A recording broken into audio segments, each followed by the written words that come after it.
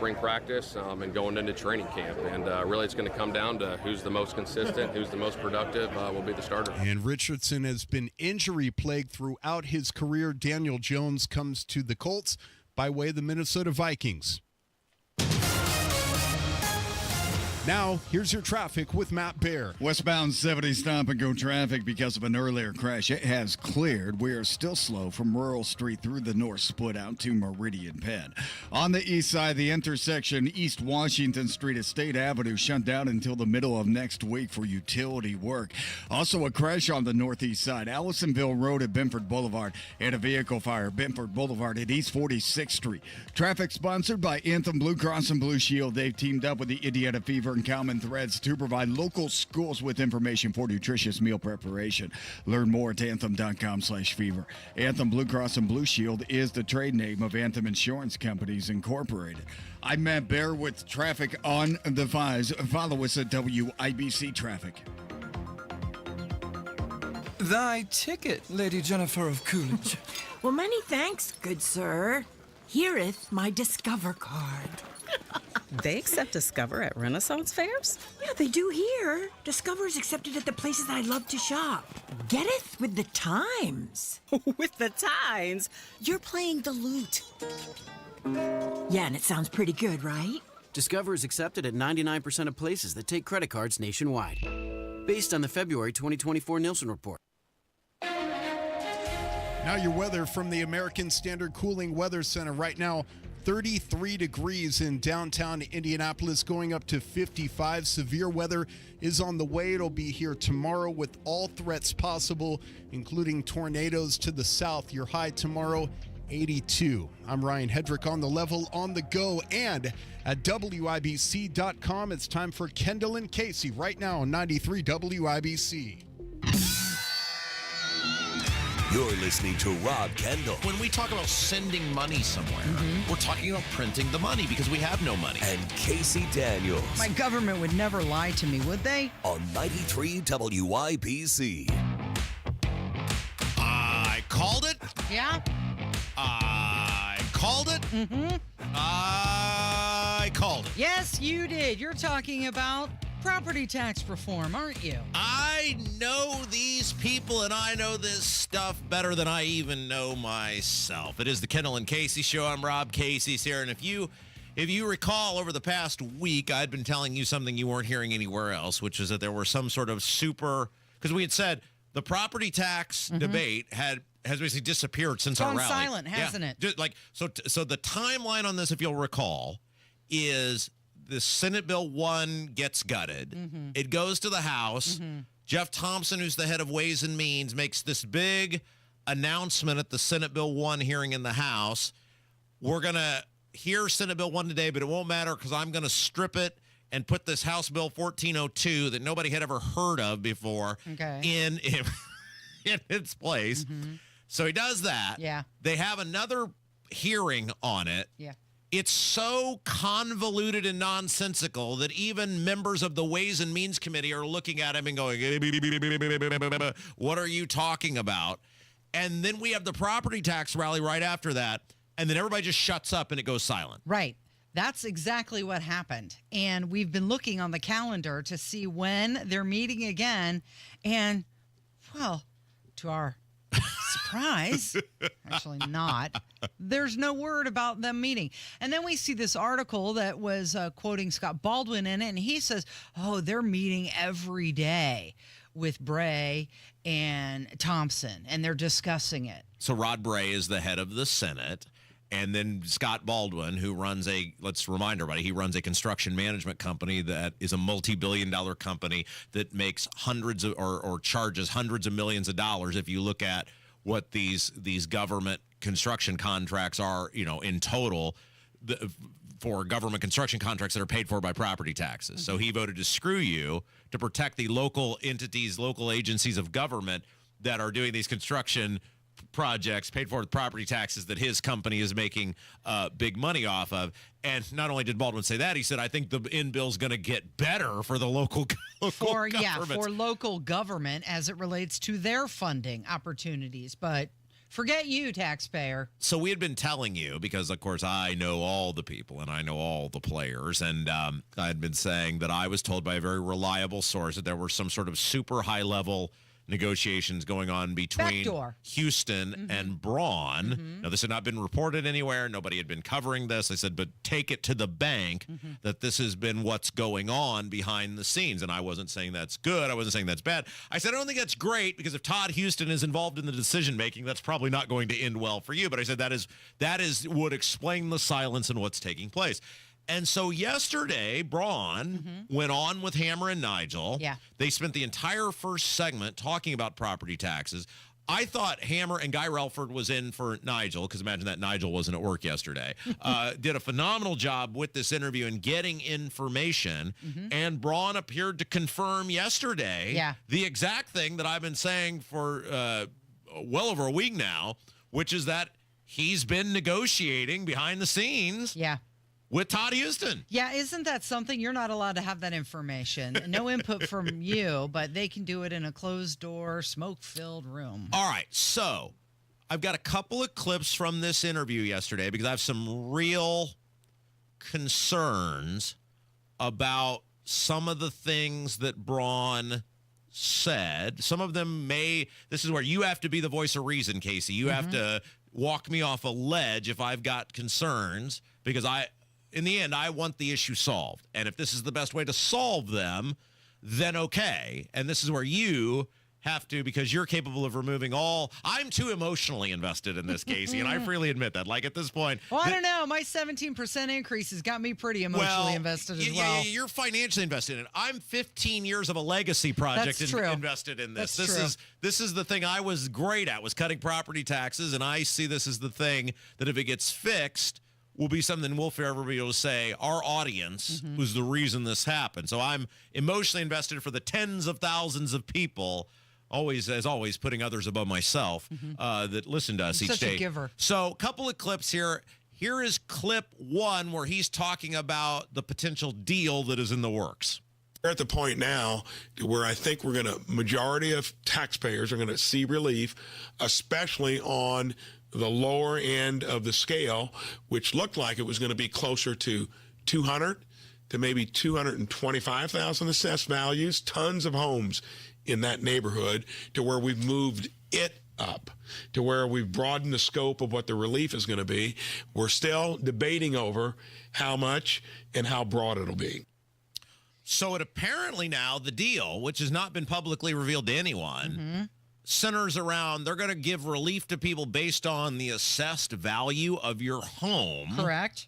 Which I'm sure the governor is fully aware of this. Look, I live in a 3-bedroom, just under 1,600 square foot brick ranch. Casey, can you affirm, you have been to my house? Yeah. It is definitely not the South Fork Ranch from the TV show Dallas, right? No, but you keep it very nice. It is well maintained, but it is a house built in the early 1980s, very early 1980s.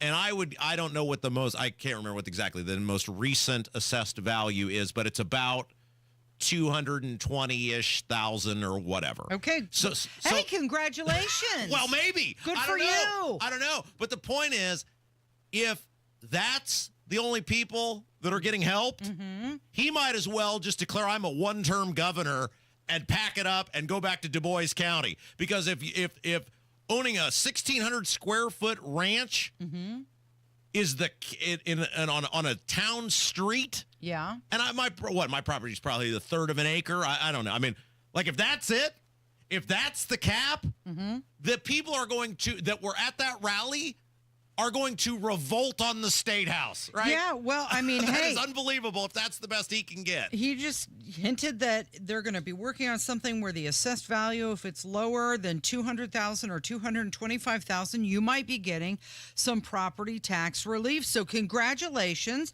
However, Rob, if you're someone like me who is in a $300,000 home, not a mansion. I get nothing. Not a mansion by any stretch. No, it's not huge. We joke about your house. It is very, it's a nice, well-maintained townhome, but it's not, again, right? It's not $500,000 or $1 million. I mean, it's It's pretty average size. He seemed to imply, we'll play some more.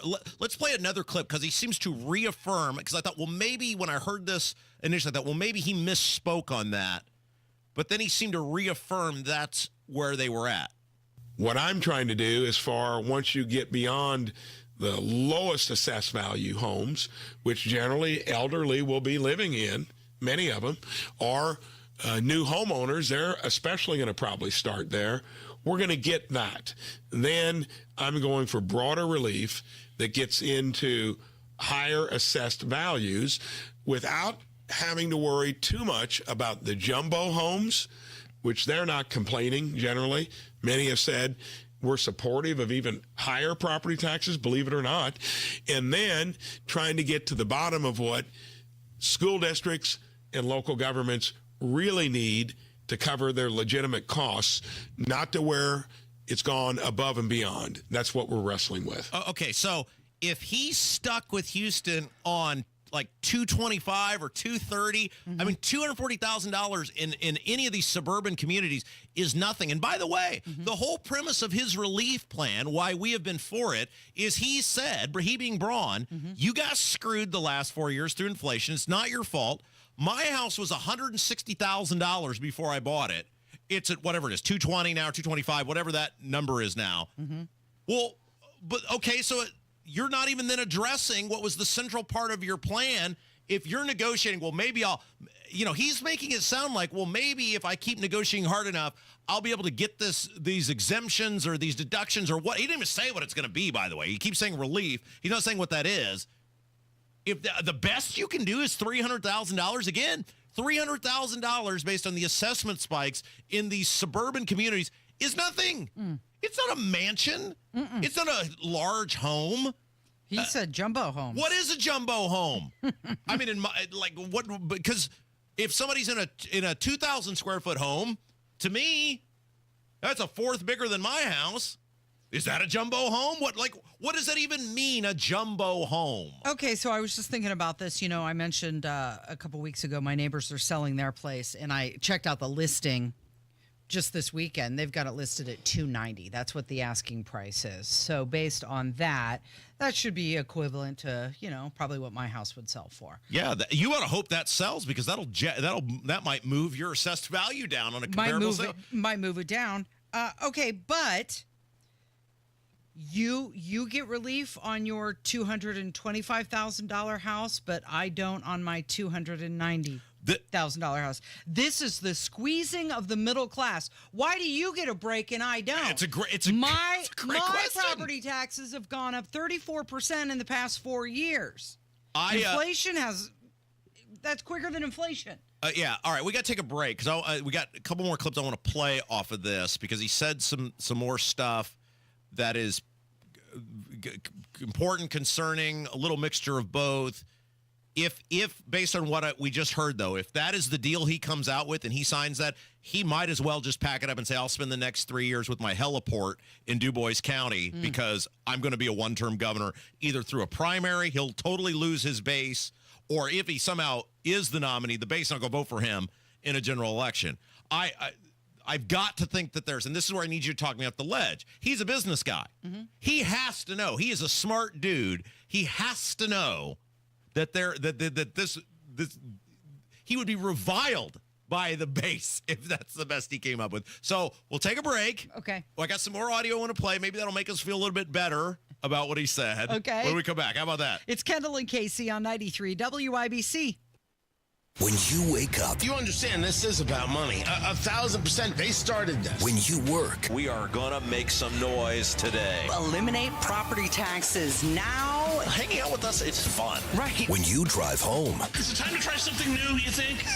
Because it hasn't worked, and maybe try something new. Traffic when you need it. Stopped on 465 again. And updates all the time. I'm Ryan Hedrick on the level, on the go. Stay in the know wherever you go with 93 WIBC.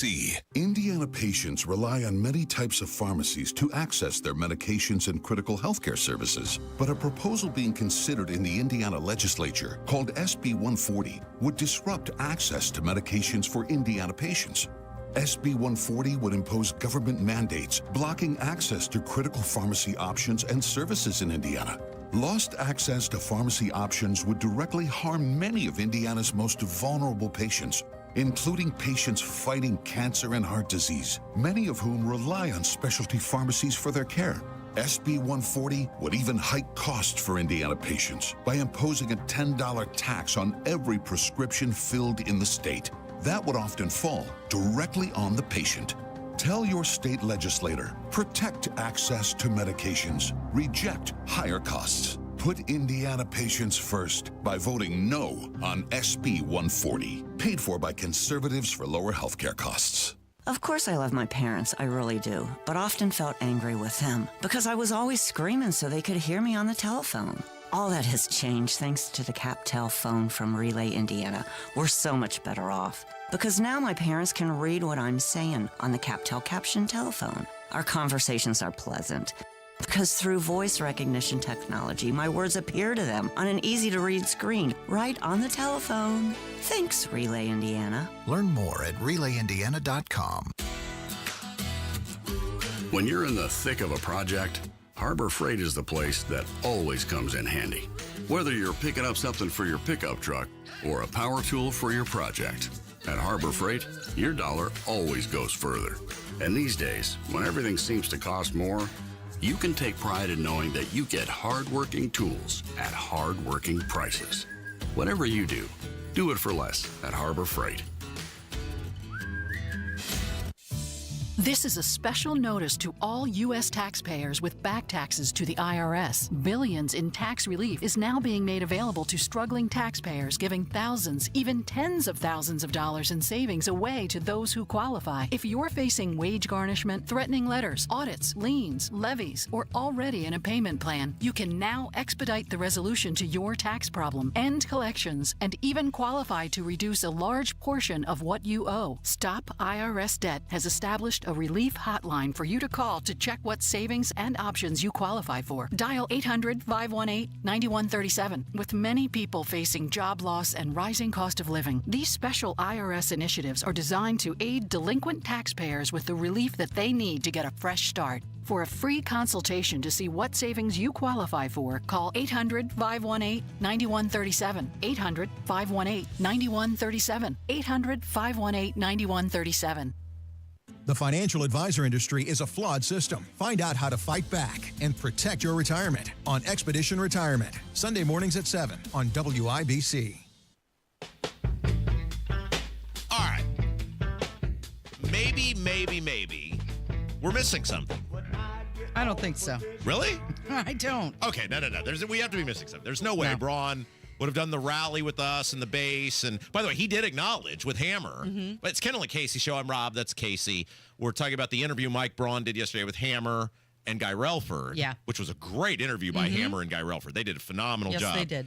And Braun volunteered some information that was a little concerning about, he basically confirmed what we'd been telling you for a week, which is that he's in some sort of backdoor negotiation with Todd Houston, the Speaker of the House, on what to come up with. And he seemed to allude to the fact that right now, they're stuck at like $225,000 giving relief to people who have homes with assessed values at $225,000 and lower. And lower, right. Which to me is picking winners and losers. And why $225,000?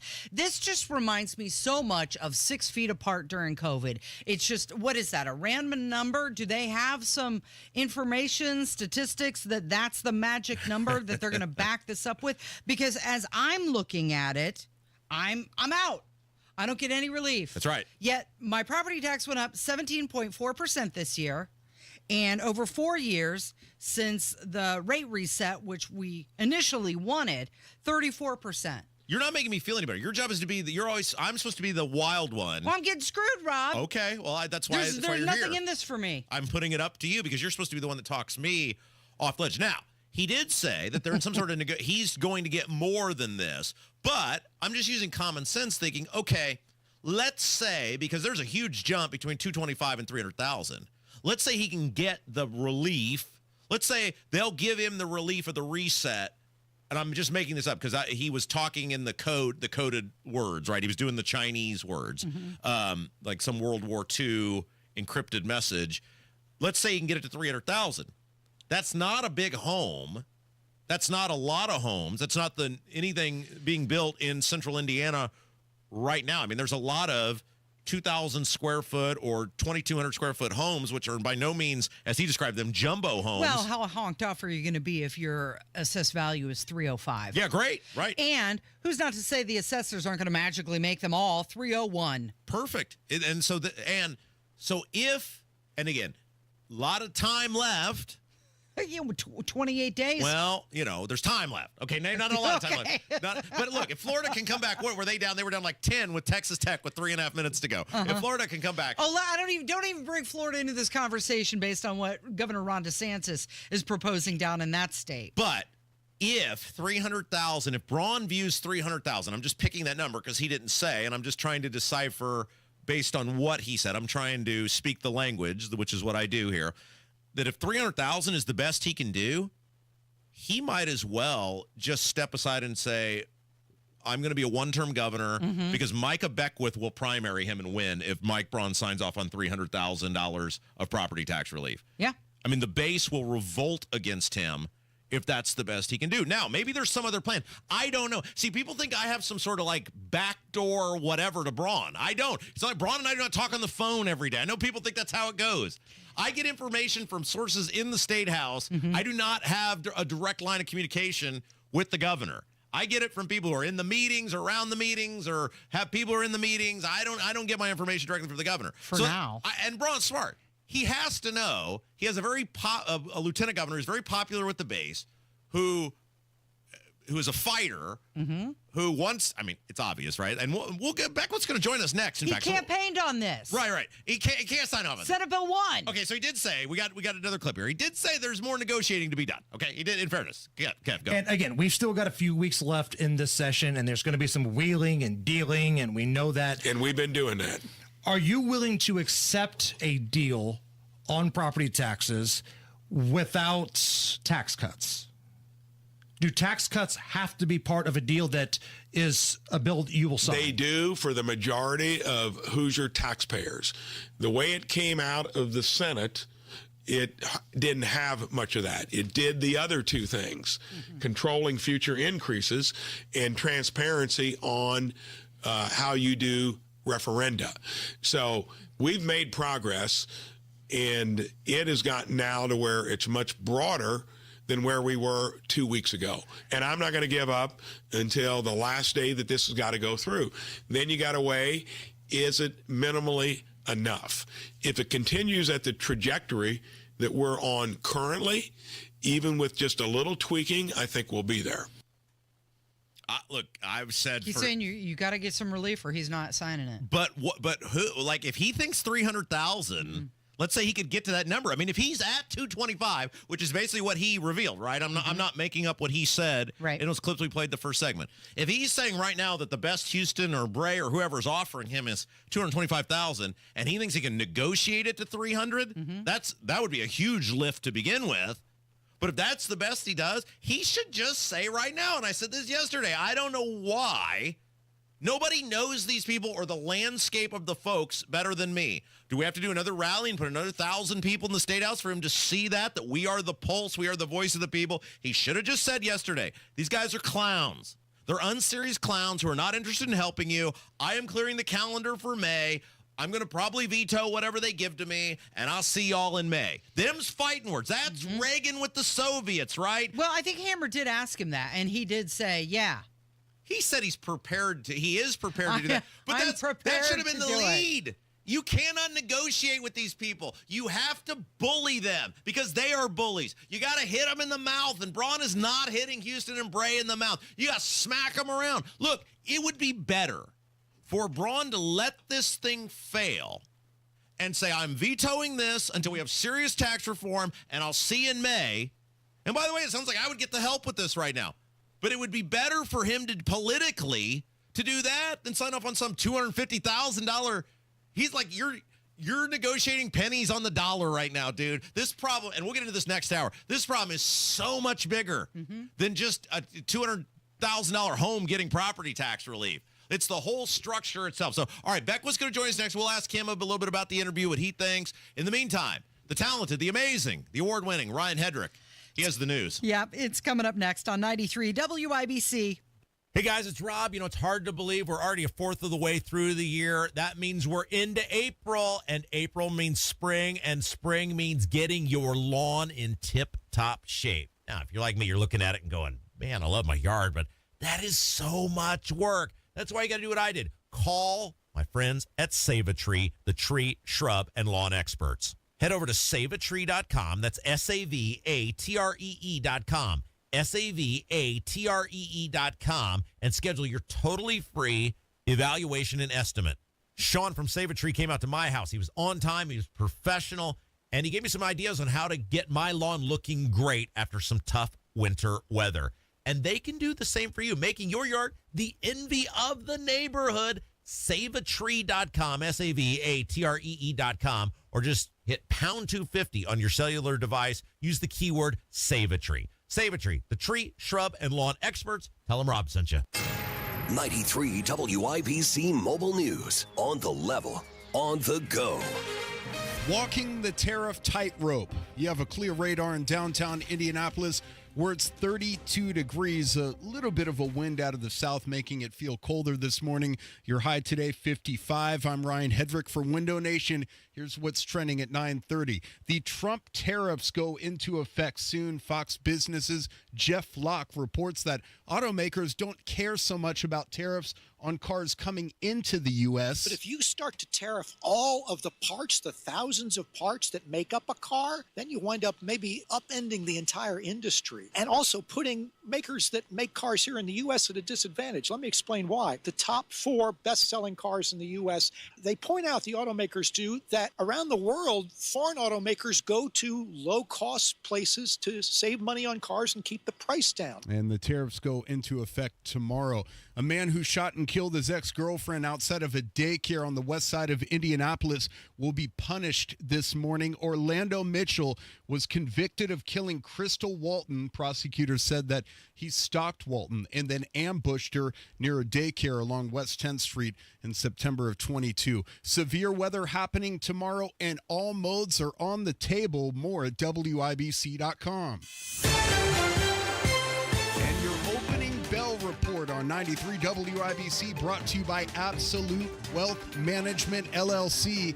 On the eve of those tariffs going into effect, all 3 major indices are down this morning. The Dow is down 137 to 42,00176. The S&P 500 down 10 to 56,1185, and the NASDAQ is down 32 points to 19,278.45. I'm Ryan Hedrick, on the level, on the go, and at WIBC.com. Brooks and Dunn, the best-selling duo of all time, live. Something country. Neon Moon Tour 2025. Urban neon. With David Lee Murphy. A little dust on the bottom of that red dirt road. This Thursday, Gainbridge Fieldhouse.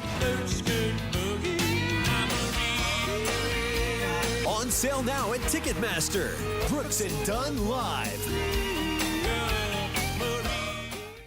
This is the story of the one who, as a maintenance specialist for a historic high-rise, knows that vintage charm historically needs constant attention.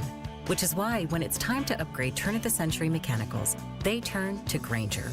With easy access to 1 million-plus products and the scale to deliver when and where you need them. The right tools and supplies are never far away. So the one can keep that vintage building running like new. Call, click Grainger.com, or just stop by. Grainger, for the ones who get it done. WindowNation.com, that's where you go to replace your cold, drafty windows with energy-efficient ones from Window Nation, like I did. I love my Window Nation windows. I've saved a ton on energy bills, and your new windows can be installed in 1 day or less. Go big or go home. And that's what they're doing at Window Nation. Right now, get 4 windows for free with every 4 that you buy. And there's no limit. The more you buy, the more free ones you get. 0 interest, 0 payments for 2 years. You don't pay anything until 2027, and you get 4 windows for free when you buy 4. And on top of that, get a free entry door when you buy a house full of windows. This deal is not going to be around forever. So you got to hustle. 866-90-NATION. That's 866-90-NATION, or go to windownation.com. Tell them Hammer and Nigel sent you. Texting enrolls you in a recurring automated marketing text messages. Consent not required to purchase. Message and data rates may apply.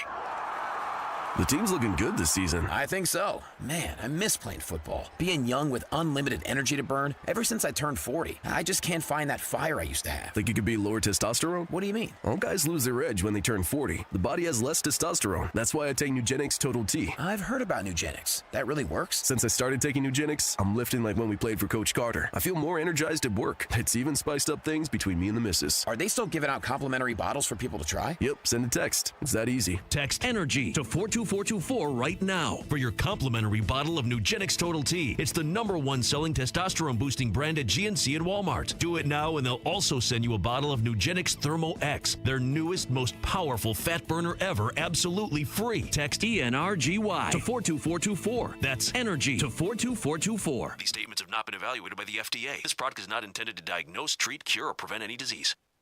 Early in the morning, factory whistle blows, then rises from bed and puts It's the Kendall Casey Show. I'm Rob. Casey's here, as we talked about at the start of the show today. The governor was on Hammer and Nigel yesterday. Said some things we have some concerns about related to the property tax bill, and now it could be there's some sort of negotiation going on about only homes of a certain assessed value will get relief. I don't know. A lot of coded language going on there. Micah Beckwith, the lieutenant governor, joins us now. All right, Beckwith, do we have a right to be concerned? Oh, yeah, I think so. I mean, I think we all have been saying, hey, this is going to come down to the language that's in the final bill. And I think, the leadership of the House and the Senate is saying we want one thing, and Braun saying we want another thing. And so, he's going to have to negotiate. And so I know he doesn't want to leave the session with nothing for Hoosier taxpayers.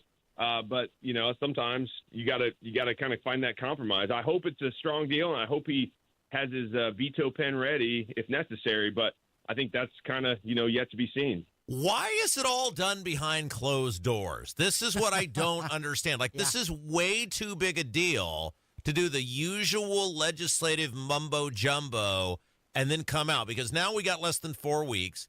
Whatever they come up with is going to be debated once it's come up with. Then they're going to come up with some convoluted plan off of what they've come up with. And so then what? The public gets 2 days to understand and try to play the guessing game of, will I get property tax relief or not? I mean, this seems like not a great way to do something of this magnitude. Yeah, I mean, you're right. It's a lot of these discussions happen behind closed doors. I mean, the room where the meetings happen are where all the decisions are made. And I think there's two folds. There are two parts to it. I think one part is, they don't want the public to, get screaming on them, and totally, expose it to the whole world that this is what's going on. But the other aspect too is strategically, sometimes you can't get a whole lot done when you tip your hand too early. And so I think, I've seen the strategy on both sides where it's like, I think, the governor's trying to say, hey, I'm working. We're going to try to get the very best for the taxpayers. Unfortunately, he can't just snap his fingers and make it happen. It's the legislature that's the most powerful branch of government. And so I think they're probably trying to say, okay, strategically, what are those conversations that we have to have? I mean, at some point, obviously, you're going to go public with it. If you have to, you're going to go, what we call nuclear. But I think that the governor, that's probably the very last option that he wants to do. So there's a lot of strategy behind this. And I do think the governor has the interest of the people at heart. The question is, does the legislature? He's our very own Turing machine. Lieutenant Governor Micah Beckwith joins us. Okay, a couple of questions. In an article in The Current, Senator Scott Baldwin said that he's meeting with Thompson and Bray every day to discuss property taxes. One, do you believe that? And two, when are we going to see some language? Well, I mean, I would believe. I mean, those guys are together, all the time. I mean, it wouldn't be surprising if they're meeting. And I don't know how intense the property. Okay, wait, Beckwith. Let's just phrase it like this. If Scott Baldwin tried to sell you something, would you feel good about buying it? I mean, it depends on the product. I don't know. Can I get the same product on Amazon cheaper? I don't know. We'll see. No, I'm again. You're gonna have to ask Scott. I haven't been privy to those conversations. Oh, he doesn't return our calls, Beckwith. We've tried. We tried calling him. He doesn't return the calls. That's why you're here. Your job is to relay the messages. That's funny. Well, I am. Trust me. They know where the people stand on property taxes, especially after that rally. But I do think I do think there's a lot of conversations that are happening. I will tell you this, that Senator Bray and Senator Garton, the leadership of the Senate, they told me both specifically. They said, hey, the charge that we've given to the senators is that we don't want to sine die last day of session. We don't want to go into the last day of session and not have anything good for property tax. They said they want meaningful property tax reform by the end of session. Now, how we get there, that's anybody's best guess. But I think that is the charge that leadership has given. So that made me feel, confident that they're working on something. Now, again, we're gonna have to see the language and see what it does. But we still got a ways to go. A lot of this won't happen until the last few days of the session. Micah Beckwith is our guest. Before we get to your rally, or not rally, town hall from last night, I just have a question that Casey and I have pondered now for weeks on this program, and maybe you can provide some insight. Are you ready? I'm ready, yes. Why will no one, and I mean no one, in that building, lawmakers, ask Diego Morales who paid for his trip, what took place there? Why does this guy continually get a free pass? Why won't one person in a position of authority demand that this guy explain how he got to India, who paid for it, what he was doing there, why he was there with a guy who's bragging about selling access to EB-5 visas? Why will none of the statewides ask him? Why will none of the General Assembly ask him? Why does this guy keep getting a free pass? And what do we have to do to get one of you guys to ask him the question and get these answers? Well, I haven't had a chance to ask him personally, if I get a chance to see him and pull him aside, I think I will ask him that. I kind of believe that because he hasn't actually even been in the State House.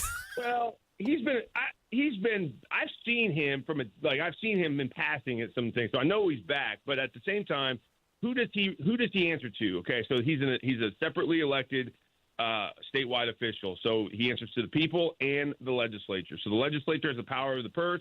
I think the legislature has been asking tough questions to all of the statewides, including Diego, and probably even harder to Diego. So I think there's conversations around the state house where the legislature say, hey, what do we have to do to sort of rein in the statewides from the purse strings perspective? And I think that conversation is ongoing right now. But again, he's separately elected. Most of the statewides usually stay in their lane. I'm not gonna get super critical of them out in the public, and they won't of me, but we will certainly go to blows behind closed doors with one another if we have to. But at the same time, he doesn't answer to me as the lieutenant governor. He answers to the people and to the legislature. It's a separately elected office. Beckwith, you know as well as I do, Ed Delaney depants that guy just asking about his brother-in-law and some no-bid contracts. You know if someone with a camera on this guy in a position of authority grilled him to any extent, he would melt down like the Wicked Witch of the West. It's not happening because nobody wants to do it. I am amazed. They ran Curtis Hill out of office for nothing. He did nothing wrong. They ran him out of office,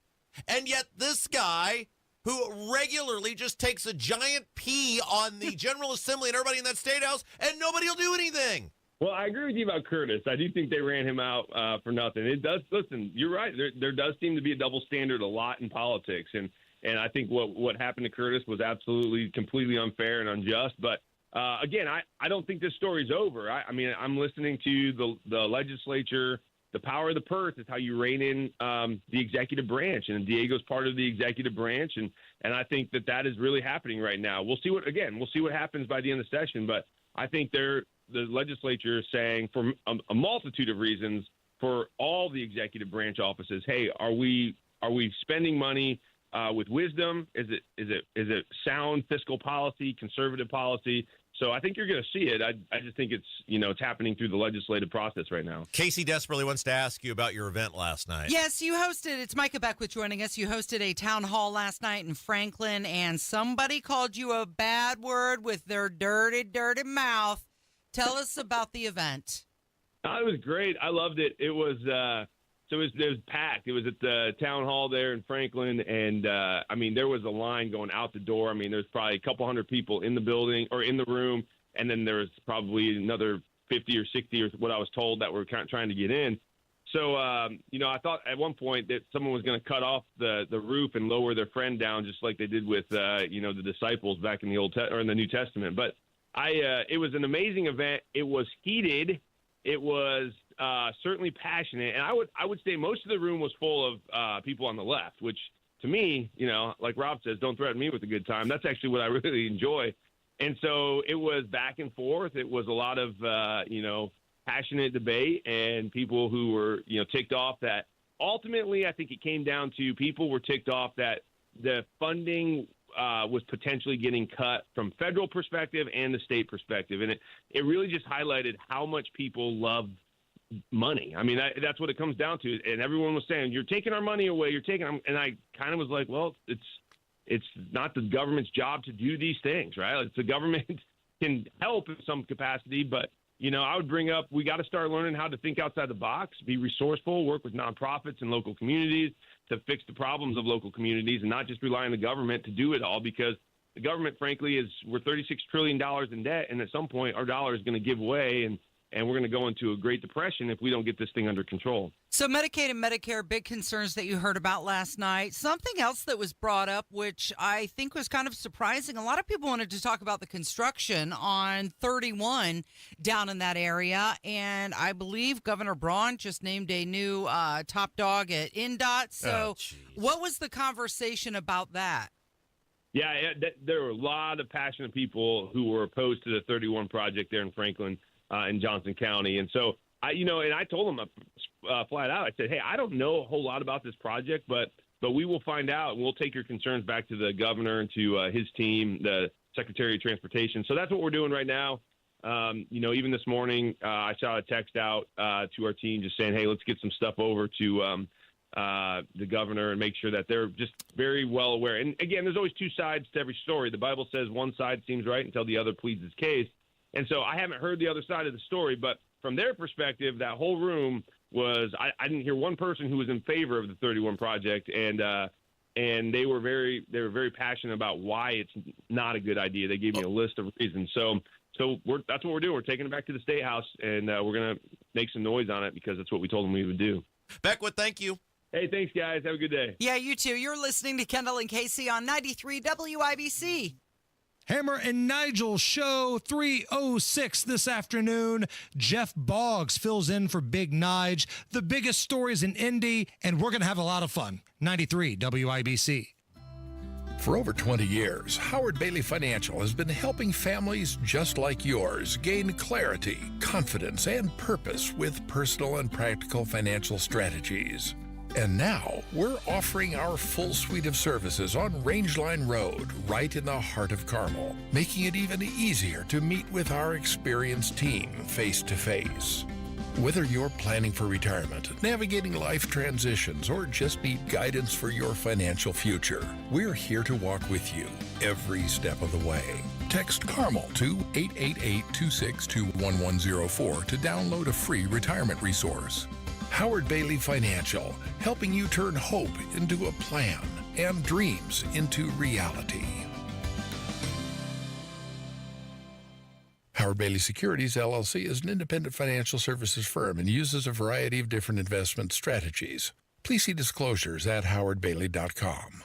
You know exactly why you need to remodel that kitchen of yours. The space, it's outdated. You can't move around like you used to. It doesn't work like it needs to. You want to entertain and you want to improve your quality of life. This can happen, just not with the kitchen you have. You need to call Booher Remodeling, B-O-O-H-E-R, BooherRemodeling.com. They can take that old kitchen that's deteriorating and broken down and turn it into something that works for you and your family. Their 5-step design process from start to finish, the consultation, the preliminary design design. The design development, getting all the documents together and then getting it done. The best materials, the most skilled craftsmen in Central Indiana. Boer Remodeling will guide you through the entire process, starting with the free initial consultation, and they stand behind their work with a 2-year workmanship guarantee. Create that new kitchen. Design experts can use an existing layout or begin completely from scratch. Talk to Boer Remodeling today. BOOHER. BoerRemodeling.com. That's BoerRemodeling.com. Addiction. It's hard on those who struggle with it, but those who love the addict need support too. Matt Baer and Ryan Hedrick provide help and hope with Supporting Sobriety. Subscribe wherever you get your podcasts and on WIBC.com. Hey, top of next hour. Yeah. I got some information on what the average home value in Indiana is. Okay, and how this is going to relate to the property tax relief conversation. Yeah, boy, Braun looks really bad when you factor that in. So we'll come up with that in just a little bit. And by the way, it's not over. It's not over. It's not over. It's not over. I can't imagine he would sign off on what he talked about yesterday. But we'll get to that in a little bit. In the meantime, how about some good news? Yeah. I won the shrimp eating contest yesterday. I cannot even believe this. You posted a picture of yourself that said proof of life. And having just recently eaten at St. Elmo and had that shrimp cocktail, Yeah. I understand the post. How, what?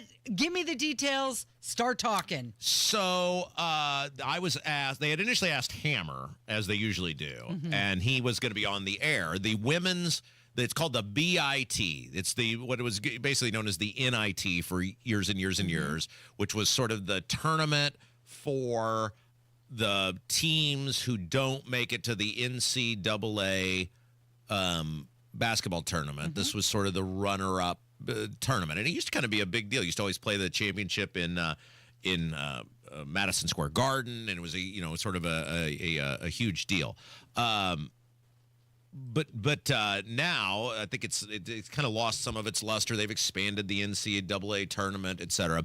But the city of Indianapolis has the women's tournament, and it's being played at historic Hinkle Fieldhouse. Yeah. The Sports Corps, which is obviously puts on all sorts of sporting related events. If there's a major sporting event happening in the city of Indianapolis, they're behind it. Sports Corps, Yeah. and they do a lot of legwork and a lot of lifting. And so they had said, well, one of the sponsors, I guess, is St. Elmo, the legendary steakhouse here in Indianapolis, and they had said, hey, we're having a shrimp eating contest at the halftime of one of the games. And the game that they were doing at was Florida and Minnesota. The women's basketball teams were playing. And they had initially reached out and said, we're looking for a celebrity for each of these, celebrity loosely, right? Air quotes. In each of these teams. Yeah. Florida's going to have a team. Minnesota's going to have a team. And Hammer said, hey, I'm going to be on the air. Rob might be willing to do it. Rob, you want to do it? And I said, sure, absolutely. Yeah. Because I had previously won a St. Elmo shrimp eating contest with Hammer on the air several years ago. So it's hot. So Hammer knew you had it in you. I can handle it, though. So I was the quote-unquote celebrity for my team. I was Team Florida. And then Eric Graves, who's a reporter, TV personality for Fox 59, was the Celebrity Minnesota. Yeah. And I knew. So basically what they did is there were 4 guys on each team. They were fans from the other school. Each team, each eater had to eat 4 of these jumbo St. Elmo shrimp with the cocktail sauce on it. So we're talking about the super hot. Yeah. Right? And I knew my Florida guy, the one guy was dressed in an actual gator costume. Okay. I said, there ain't no this way this guy's losing, right? So I felt really good. The other dude seemed like he had come prepared. So I'm looking at the other team. I'm thinking, okay, I think we're in pretty good position. They don't know what they're in for. Yeah, they know what they were in for. But by the time we figure it out, they'll already be done with it, right? So we all lined up at halftime of the ball game. They got a big table. Each of us had our 4 shrimp doused in the St. Elmo cocktail sauce. There's the lady who's working the festivities is doing the PA announcing. It's on TV, so you're being filmed while it's going on. And yes, my team easily won the shrimp eating contest. I was probably the slowest eater on my team, but we were so far ahead. The Gator guy just ripped through it. I don't even know if he has intestines this morning. Where were you in the lineup? I was last. You were the caboose. I was last. Okay. And so I'm watching the poor Minnesota guy, the first guy from Minnesota, had no idea what he's getting into. And he took one bite, and you could tell, like, he just started bleeding from his eyes. And I'm like, okay, it's over. Like, it's over. So I got through 2, and then it was like, oh my gosh, it started hitting me. But then I looked and I was like, okay, I've got a person and a half left to go. Just get through it. You'll be fine. And then I got the final two down. I don't even know if they got to the fourth person on the other team. So we won easily. They took nice photographs of us. We got a complimentary bottle of St. Elmo cocktail sauce. They gave us a gift certificate to St. Elmo. You're forgetting what that tastes like. Oh, my goodness. So my wife was elated about the cocktail sauce. She loves that. And then they gave us a gift certificate to St. Elmo. To go there. The St. Elmo dude was there, the manager or whatever. He was awesome. And so, yes, we'll be dining at St. Elmo's. You're so fancy. With the fancy people in the very near future. Well, that's a lot of fun. Congratulations. Thank you. I'm glad that you represented well. Couple questions. Yes. Is it seeping out of your pores today? No, it's fine. I mean, I knew what I was getting into. I've done it before, so I knew what I was getting into. Hot food doesn't really bother me all that much. And my favorite part was, so I took what I called a proof of life photo when I got done. Yeah. And one of our very loyal listeners commented and goes, Rob, you really brag about how young you look, but man, you're right. You really do look very young. That's nice. Yeah. You're like, well, I just had a horseradish facial yes, by way of cocktail sauce. When I was there, I didn't know this, but I want you to check it out when you take your beautiful wife there and you enjoy that gift card. When I was there, our waiter had been there for like 32 years. Yep. And they did an oil painting of him in one of the rooms. Wow. And this room is full of paintings of people on staff who have been there for a really long time. Now here, I'm very frugal, Case. And St. Elmo, now we have this gift card, which is wonderful. It is a bit on the pricey side, right? They keep riffraff they do that to keep riffraff like me out of the joint. They're still out front though. But they all, that's right, as you found out the hard way. Yeah. They do own Harry and Izzy's, too, the people who own St. Elmo. Yeah. So I may end up going to Harry and Izzy's. I haven't decided yet. Change it up a little. Yeah. I mean, you just did experience the shrimp cocktail. That's so right. you could go to Harry and Izzy's. So anyway, I'm 2-0 in St. Elmo's shrimp eating contest. So if you need, somebody for your shrimp eating contest, you let me know. You need somebody. Uncle Rob is here ready to... And based on what Braun may be planning with the property tax, I may need to live off of the shrimp eating contest because we may have no money left. Right. Make sure you take the leftovers home. Should we get back into that when we come back? Yes, because we have more clips that we want to play from the interview that Braun had with Hammer and Guy Relford. Hammer and Guy Relford did awesome. The Braun stuff, pretty concerning, but Hammer and Nigel did great asking the questions. All right, we'll talk more about it coming up. It is Kendall and Casey on 93 WIBC. Advanced solutions from Comcast Business help turn today's enterprises into engines of modern business. It's how retailers become logistics mastering, supply chain transforming, seamlessly restocking, frictionless paying favorite shopping destinations. Thank you for shopping. And how nationwide restaurants become customer focusing, touchscreen ordering, second window, please, rapidly customizing, quick serving eateries.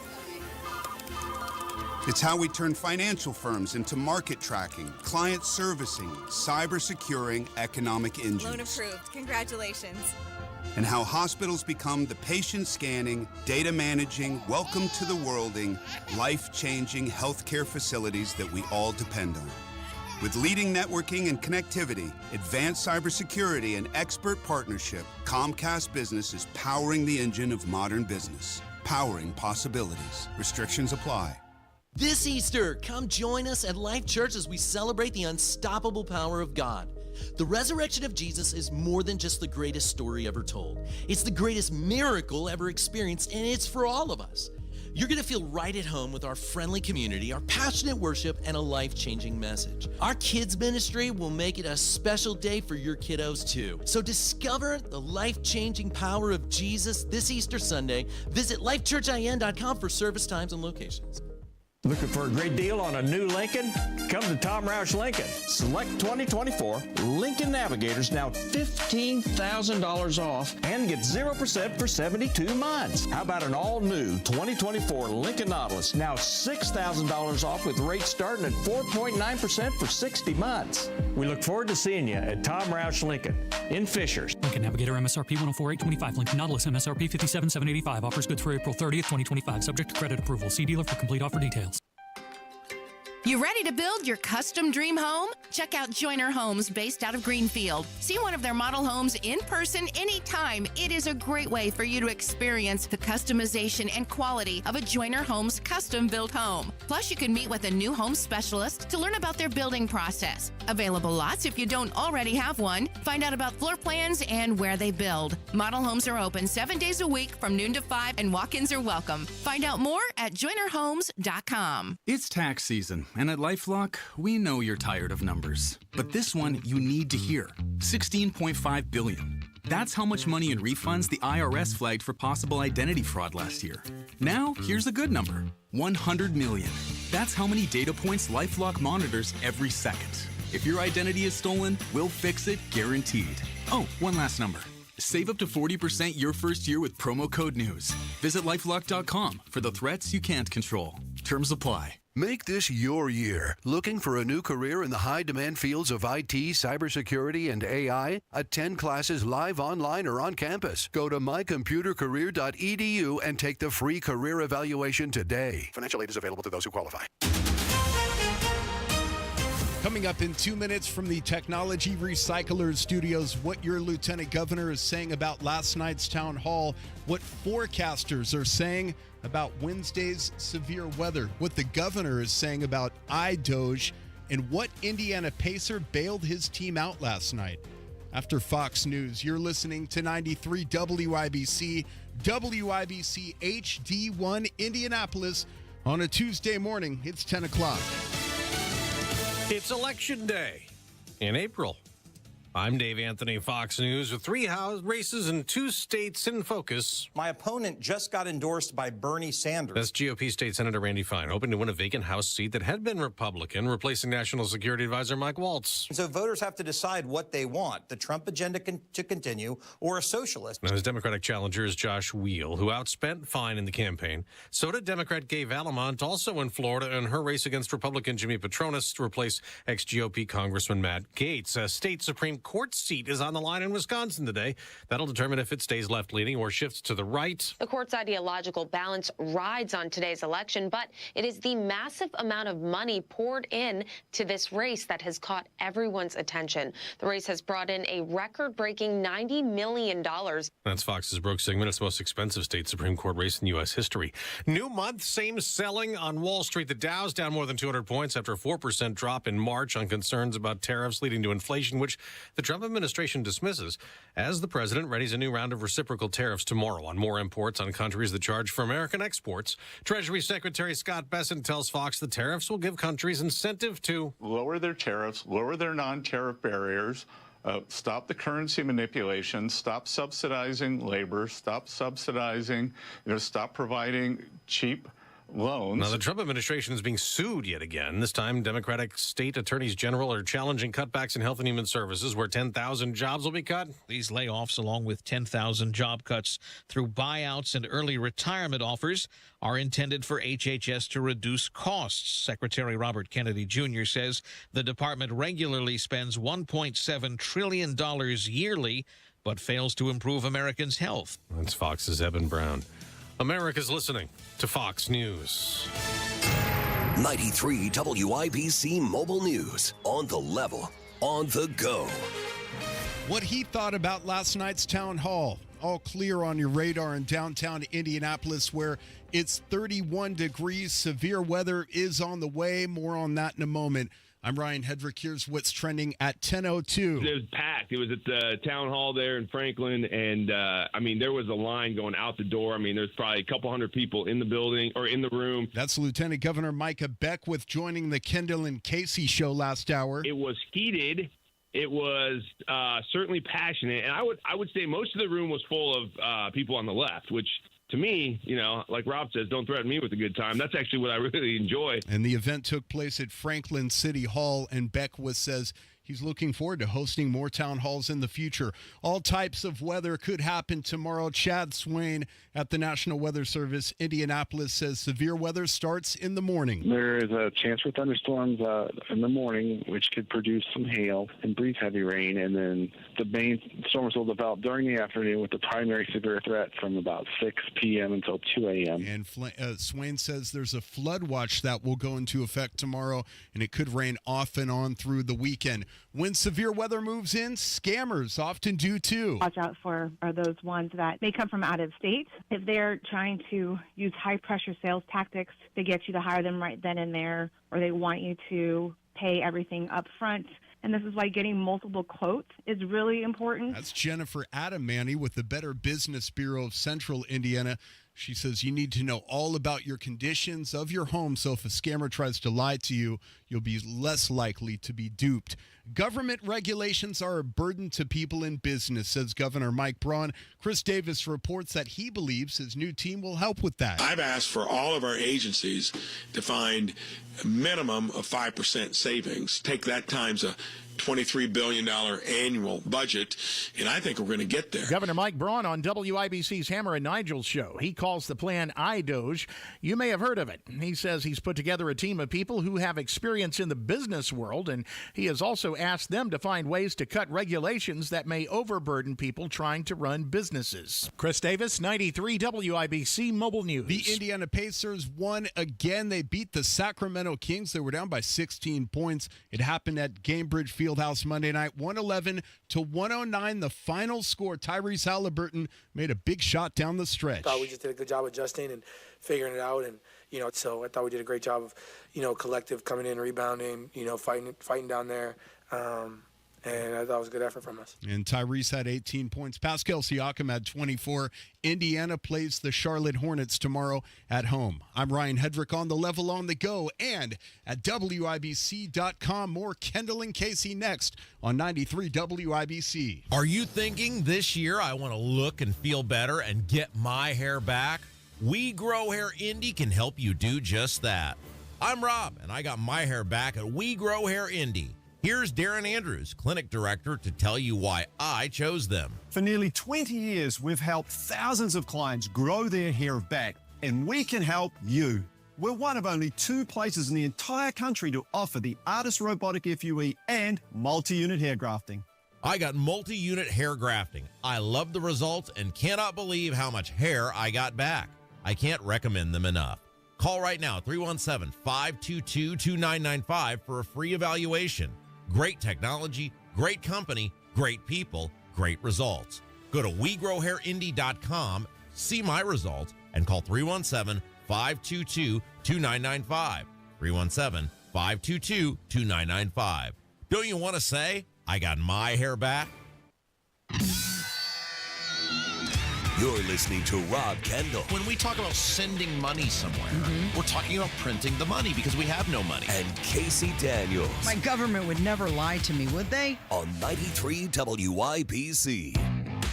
Yeah, that interview Braun did yesterday was a little concerning, Casey. I'm not going to lie. Well, I think that Jason Hammer and Guy Relford did a fantastic job. The concerning part were some of the answers that Governor Mike Braun gave about property taxes. So if you missed it, yesterday, Braun was on with Hammer and Nigel. It's the first we've really heard of anybody in leadership talk about property taxes since the rally. I'm talking Thompson, I'm talking Bray, I'm talking Houston, I'm talking Braun. There hasn't been a lot of public discussion since our property tax rally took over the State House, which, by the way, Braun acknowledged there was about 1,000 people there. So that puts that to rest, right? Yeah. And he acknowledged he was surprised at how many people we were able to get there. So that's a real pat yourself on the back. If you're one of those people that gave your day off of work or whatever to be there, you shocked the governor. Now, he got into with Hammer and Nigel, and they did a great job of trying to get to the bottom of what's going on. He got into these behind-the-scenes negotiations that are apparently taking place. And now, all of a sudden, apparently whoever they is, it's definitely Braun, it's definitely Houston, I assume Bray's in on it as well. They're now focusing on, rather than Braun's initial goal, which was, hey, these increases have crushed the entire state, now apparently they're targeting this relief based on whatever the assessed value of your home is. Yeah. And that's something to consider, that the assessed value can go any which way that they need it to go. Oh, that's a great point. So let's, Kev 1, Braun 1. Let's play that so people understand the context of what we're talking about here. We're at the point now where I think majority of taxpayers are going to see relief, especially on the lower end of the scale, which looked like it was going to be closer to 200 to maybe 225,000 assessed values, tons of homes in that neighborhood, to where we've moved it up, to where we've broadened the scope of what the relief is going to be. We're still debating over how much and how broad it'll be. Okay, so a couple problems with this, and I have in the middle of a long conversation with another esteemed member of the media who I shall not name for risk of being tarred and feathered, that this person would be held to account for of their own time associating with me, but we've had a pretty good look back and forth, and this person pointed out two things, and I think she's spot on with this. Number one, the average home price in the state of Indiana is $261,000. Mm-hmm. So they're out. So if you're talking about helping the average person at 225, you're not even in the ball game. Right. And we talked about this in hour one. If you're stuck on 225, maybe there's some outside chance you can get it to 300. Maybe. But that's barely helping the average person. Consider how long it's taken him just to come up with 225. You think in 28 days he's going to be able to lift it up to 300? And what about everybody whose house is valued at 301? Right. And beyond. And forget you. And this is the other part of this. 300,000, depending on where you live, is markedly different. If you're in Sellersburg, a $300,000 home is a lot bigger home on all likelihood than where you live, right? So is Sellersburg guy by Sellersburg standards. Mm-hmm. Hello to all of our friends in Sellersburg, by the way. I bet they didn't think they'd be getting a mention today. Is more affluent by those standards, or getting more home than you are. Mm-hmm. But yet, if you take 300,000 and put it in Carmel, right? Exactly. That's what, a shanty? Yeah, right. Okay, so that's the first part of it. So you're not even getting anywhere near the average home price for the state of Indiana at $225. The second part of this is now the narrative on Braun is shifting, and this is where people should be getting concerned, because the whole goal from Braun up until yesterday, now obviously this has been going on behind the scenes, but publicly, the whole goal until yesterday was, hey, you got screwed. Mm-hmm. These assessments are totally out of control. It does no rhyme or reason, and I'm going to fix this through this reset, which was great. For everybody. Right, for everyone. But now it appears we've switched overnight or over a week or whatever. The narrative has switched from the assessments are out of control, we got to stop this, to, well, now we'll just target it for the middle and low income people, and I'll decide what low and middle income is. And by the way, there's some super rich people who just live minimalist lifestyles who live in houses below $225,000. So if your goal is to target the middle class or the lower class, you're not even necessarily hitting that. Right.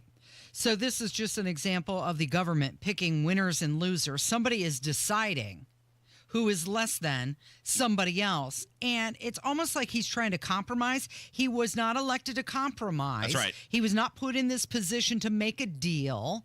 He campaigned on this, and I don't think this is going to fly with a lot of people. They're going to be really upset if this is what it turns out to be at the end of the day. Yeah, he would, and I'm surprised he said this publicly, because Braun's a sharp guy. He's a business guy, and he reads the tea leaves pretty well, or normally does. But this appears to be a big misreading of the tea leaves, that if he thinks that if he signs off on, he would be politically way better saying, screw you guys in the General Assembly, screw you for not doing the one little thing that I asked you to do, which is help people afford to stay in their homes.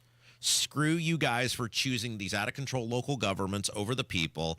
I will veto this bill in its current form. I'll just plan on seeing you in May. And politically, even if he loses everything and they override his bill, he politically would be better off having that fight in a special session and losing, because then the people would say, at least he tried for me. Right. He's fighting for us. Now, again, it sounds like in whatever deal he's going to cut, I'm going to come out ahead in it based on what the value of my home is for now. Yeah. But what about a year from now or 2 years from now? Right. It's all in the details. And by the way, where is that language? When Exactly. do we get to see it? Exactly. And that's another part of the problem with this is they're going to negotiate this behind closed doors, apparently up to the deadline. And then what? I have to decipher through it after this thing in a conference committee passes at midnight, and then people wake up the day after session's over and determine whether they got relief or not. That's a really, really bad way to do this. It needs to play out in the sunshine for everybody to see and understand and process and debate. You know why they went behind closed doors? Because we've torn everything they've done apart. This is why they've gone behind closed doors, because they took Senate Bill 1, they gutted it, we ripped it apart. They threw out that ridiculously nonsensical 1402, we gutted it. They didn't want to face us. They don't want us to they're not going to go back through our little fun factory anymore. They're tired of getting ripped on the radio and then hearing it from their constituents for them trying to pull bullcrap. And so they pulled it back behind closed doors now to where we're just guessing, or I'm hearing from little birdies in the State House, or whatever information Braun is volunteering on Hammer and Nigel. And so now he's got a major problem because now he's put out there what he's negotiating on. And if he wants to just hand the governor's office to Micah Beckwith, then keep going down this road. Right. Because that'll do it. That is unbelievable to me that and kudos to him for being somewhat transparent about it, that he said it out loud. But I cannot imagine. And look, that's why I said you got to keep it all in perspective. It's not over yet. I cannot imagine Braun would sign off on the deal that he described yesterday on Hammer and Nigel. So I want to preface all of that by saying I do not anticipate that he would sign off on that deal. It is very concerning, though, that that's where they're currently negotiating at.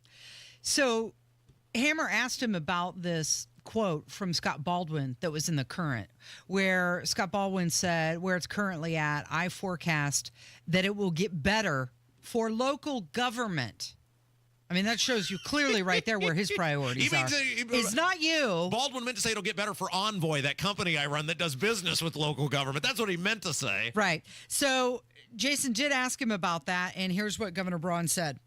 Scott Baldwin, who was originally on the tax committee with the Indiana Senate, said that SB 1 did not have broad support as it cuts into local government and schools, but it will, quote, get better for local government as it relates to finding opportunities.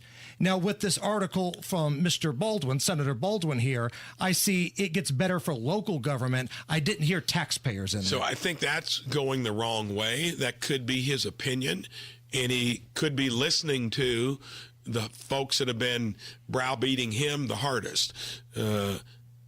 The voices I've heard would be from the average taxpayers, and especially the ones that aren't in fancy homes and jumbo homes, the ones that are in closer to that average mean value home, and we've made progress. So I wouldn't agree with that. But you know what? He says jumbo homes, those people in jumbo homes. What is that? But what is a jumbo home? Regardless of what it is, just because you worked hard and you were able to, in this, capitalist society that we're in, able to afford a big home, you don't get relief? Yeah. Because of the salary that you make and you're able to afford a jumbo home? Here's the thing. Again, government picking winners and losers. We got to get to True Crime Tuesday because we have a great guest. But before we do, I'll leave it with this, and we'll get this again in the 11 o'clock hour. These politicians don't do what we say, right? Like, we don't have a magic wand. We can't make them. What we're good at here is telling people, and how many times are we right when we say, okay, blah, blah, blah, then blah, blah, blah, and it happens. And so what we can do is look at the tea leaves. We know where the base of the Republican Party is, and we can tell you what will happen if things happen. And right now, if Braun signs off on the deal that he described yesterday, and that's all the relief that people get, he will be a one-term governor. He can decide that. Maybe he doesn't care. I am telling you right now that if that's the best, he would be infinitely better off saying, I'm not signing this. I'm declaring special session, and I will veto this, and you guys can override the veto in a special session if you want, but I am going down with this ship, and I'm not going to negotiate a bad deal and just to give somebody something. It's going to be his choice ultimately. He's going to do what he's going to do. I am just saying that if you were interested in saying what's the worst thing I can do, in terms of alienating my base, it would be signing off on the deal that he described Well, it's yesterday. a really bad And position. I don't think he will. it's a bad position he's in now, Rob, because he said that he has been working with them on this. Well, that's so right. So now is he owning this as his idea? Well, I know, but Reagan worked with the Soviets, Gorbachev, right? And then he walked away from the table. You can walk away from a bad deal. Until you sign the thing, you're not accountable for whatever the thing is. And by the way, he knows we'll be behind him if he walks away. He knows we'll be behind him if he vetoes and calls a special session. He knows if he uses his power. Think if we got 1,000 people there, how many people he could get there for a special session. He stood in front of 1,000 people at the State House and said that he was a fighter. Yeah, we'll see. So we want to see it. We're just telling you what's going on, right? Yeah. Don't hold us accountable. All right, so coming up next, our old pal, Scott Braun. He is an author. He has studied serial killers. And he has famously, he's interviewed some of the most famous serial killers in the world, including the son of Sam, David Berkowitz. We're going to talk with Scott Braun when we come back about what it was like to meet David Berkowitz. Yeah, True Crime Tuesday is next on 93 WIBC. The agenda is taking shape. Since Inauguration Day. From education to energy. We will drill, baby, drill. From the economy to the military. We will again build the strongest military the world has ever seen. Watch it unfold day by day. My first day back. First 100 days. It's a tough job, but I've had a lot of tough jobs. Follow the first 100 days on 93 WIBC and WIBC.com. The cold days are almost behind us. Spring is close, and that means the rain is coming too. It's important to make sure your home is protected from the ground up. Did you know that spring showers can cause crawl space issues? If you've noticed water, mold, or rot in your crawl space, saggy or bouncing floors, or musty smells, these could be signs of serious problems with your crawl space that could lead to even bigger problems. The experts from Indiana Foundation Service can help before it's too late. It may seem overwhelming to you, but rest assured they are experts in taking care of your problem. They'll work with you to find the permanent solution your crawl space needs to stay dry this spring and year-round. If you're ready to fix your crawl space issues, contact the experts to schedule a visit today. Go to indianafoundation.com for your free inspection now. Indiana Foundation Service. There's a reason they are the trusted local experts. Indiana Foundation Service. Reliability from the ground up. That's are us. When dreams don't get in, that's are us. Right now, get $1,500 off a shower or tub replacement or $3,000 off a full bathroom remodel, plus low to no monthly payments. Call 765-545-BATH to schedule your free estimate or go to bathsareus.com. 765-545-BATH. That's are us. When dreams don't get in, that's are us. Kendall and Casey present True Crime Tuesday on 93 WIBC. Casey, it's that time. It is. It's Tuesday. And Rob, you know what we do this time of day on Tuesdays. It's True Crime Tuesday. Yeah, that's where we take a little deeper look at some infamous crimes that have happened, and we always bring an expert guest to discuss. Yes, and our next guest, he is a veteran of the show, and this is a conversation that I've wanted to have for quite a while. Scott Braun is his name, and he is the author of the very popular book, Why We Love Serial Killers, The Curious Appeal of the World's Most Savage Murderers. He also has a fabulous live show that he does that we'll tell you about. But he corresponded. I found this out the last time we talked to Scott. He corresponded with David Berkowitz. Also known as Son of Sam. That's right, one of the most infamous killers in American history. And he said, well, absolutely, I would be happy to come on and talk about my correspondence with David Berkowitz. Scott Braun, hello. Hi there. Thank you for having me on again. Absolutely. All right, so I guess this is the most obvious question. How do you meet David Berkowitz? It was pretty simple. I simply wrote him a letter in an old-fashioned snail mail, and because he's not allowed to have email, as it turns out. But actually, any prisoner in either the federal or state systems, you can simply look up their inmate number at the specific location, the specific facility where they're locked up, and you can write them a letter. Now, that doesn't mean they're going to respond, but I appealed to his ego, and he responded immediately. What did you say? What does a letter to David Berkowitz look like? Well, I played a little bit of Clarice Starling to his Hannibal Lecter, if you will, to plug Silence of the Lambs infamy. But I said, look, I'm a college professor, and I am teaching a course about serial killers, and I would love to get your insights and your direct thoughts on all of this. You are the expert. You are the best person I could possibly go to learn about this and share with my students. And he said, oh, yes, please. Wow, he wanted the attention. Imagine that. Yeah. Okay, so where do you go? Scott Braun is our guest here on True Crime Tuesday. He's the author of the book, Why We Love Serial Killers, The Curious Appeal of the World's Most Savage Murderers. Okay, so where do you go from here? I hate to ask, how does your relationship grow with David Berkowitz, but where do you go from here? Well, I really received from him all of the information that I really needed. So I don't have an ongoing correspondence with him. You got it all in one fell swoop, huh? Well, I mean, over a period of several years. Yeah. And it culminated in a face-to-face meeting where I spent an entire day with him in his maximum security facility. So I don't have an ongoing conversation with him. I certainly could write him a letter again if I needed to check in and ask him a question. But no, it's not like we are buddies and in touch all the time. So how did he take the breakup? It just ran its course. Mm-hmm. It really ran its course. You said that you spent the day with him in prison. What is his life like in prison today?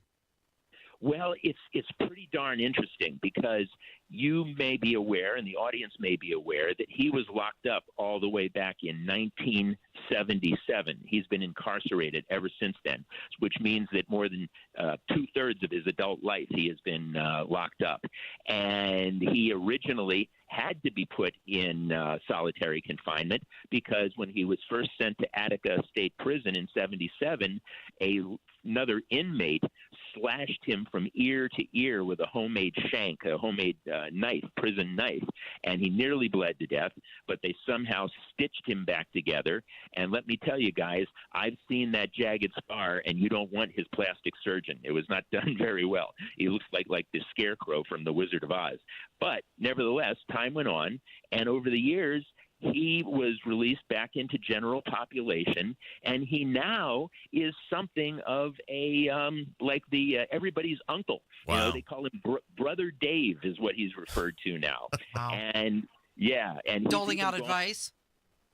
Yes, exactly. And here's the incredible thing: is he actually has a second phase to his infamy because he no longer considers himself the son of Sam, serial killer. He is now, get ready for it, the son of hope, evangelist, and miracle worker. He has been born again, and he has, believe it or not, a following on the internet at a website that is managed for him by the evangelical Christian community. Scott Braun is our guest. He is the author of the book, Why We Love Serial Killers, The Curious Appeal of the World's Most Savage Murderers. We're talking about his correspondence with David Berkowitz, the son of Sam. So when you meet a guy like this, and you've met many infamous, really bad people, is it a balancing act because they are famous in the sense of the world knows them, but they're not famous for curing cancer or being the top of their field in athletics? They're known for doing heinous things. As a writer and as somebody meeting and interviewing these people, is it a balancing act? Don't act like you're meeting Taylor Swift. Well, absolutely. And I try to maintain that same sort of balance between science and education, but at the same time, understanding that there is a fascination here that I do on stage with my audience when I present this material. So, I'm not a starstruck fan. There are groupies and followers of these heinous killers. I am not one of them. I am a scientist. I am a researcher, a criminologist. So I maintained a very much of a professional and neutral as much as possible individual when dealing with him. And I told him I am there because you have information that could be very useful and valuable to my students. That's why I'm here. I'm not here because I am some, starstruck fan. And he responded accordingly, but of course he still loves the attention. And now he wants to talk all about his transformation into the Son of Hope, which was one of his reasons for even playing this game with me and inviting me into his world. But that's the price.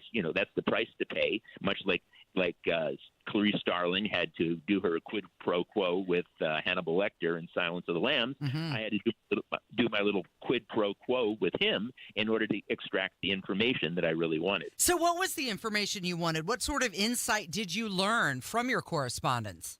Well, you guys may recall that I spent more than half of my life, my professional career, in the world that you guys are in, the media, entertainment, and even advertising worlds.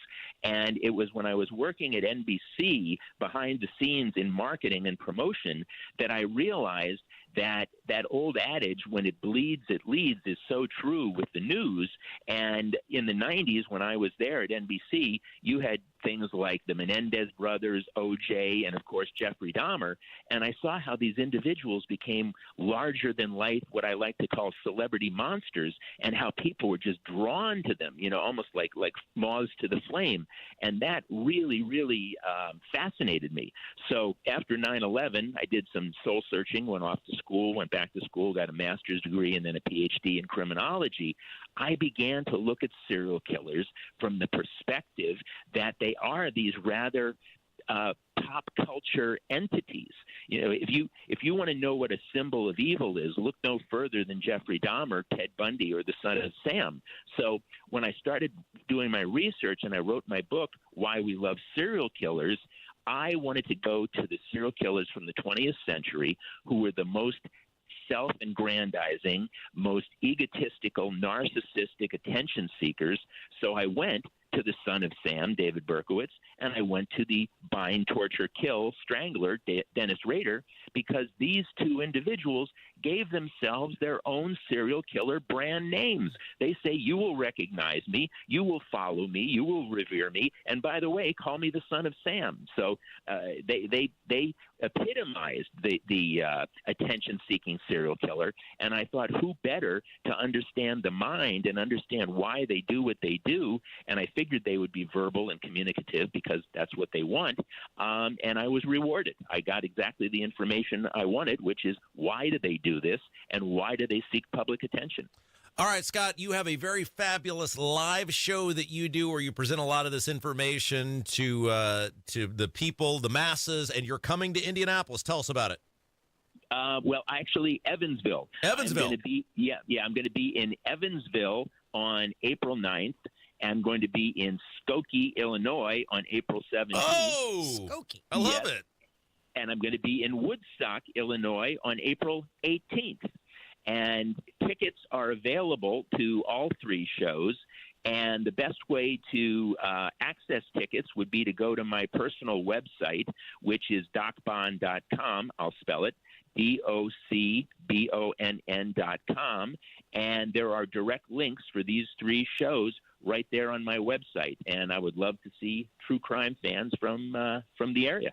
All right, very good. Scott Bond, you are the best. Thanks for taking a few moments to tell us about your interview, your meeting with one of the most notorious killers in American history, the Son of Sam, David Berkowitz, and we'll look forward to seeing you here in the Midwest in the near future. All right. Thanks so much and have a great day. Yeah, you too. This has been True Crime Tuesday on 93 WIBC. 93 WIBC Mobile News. On the level, on the go. A sentence handed down. It's partly cloudy in downtown Indianapolis, 37 degrees going up to 55 today. I'm Ryan Hedrick. Here's what's trending at 10:31. It just happened. A man convicted in the murder of his ex-girlfriend outside of a West Indianapolis daycare has been sentenced to 66 years in prison.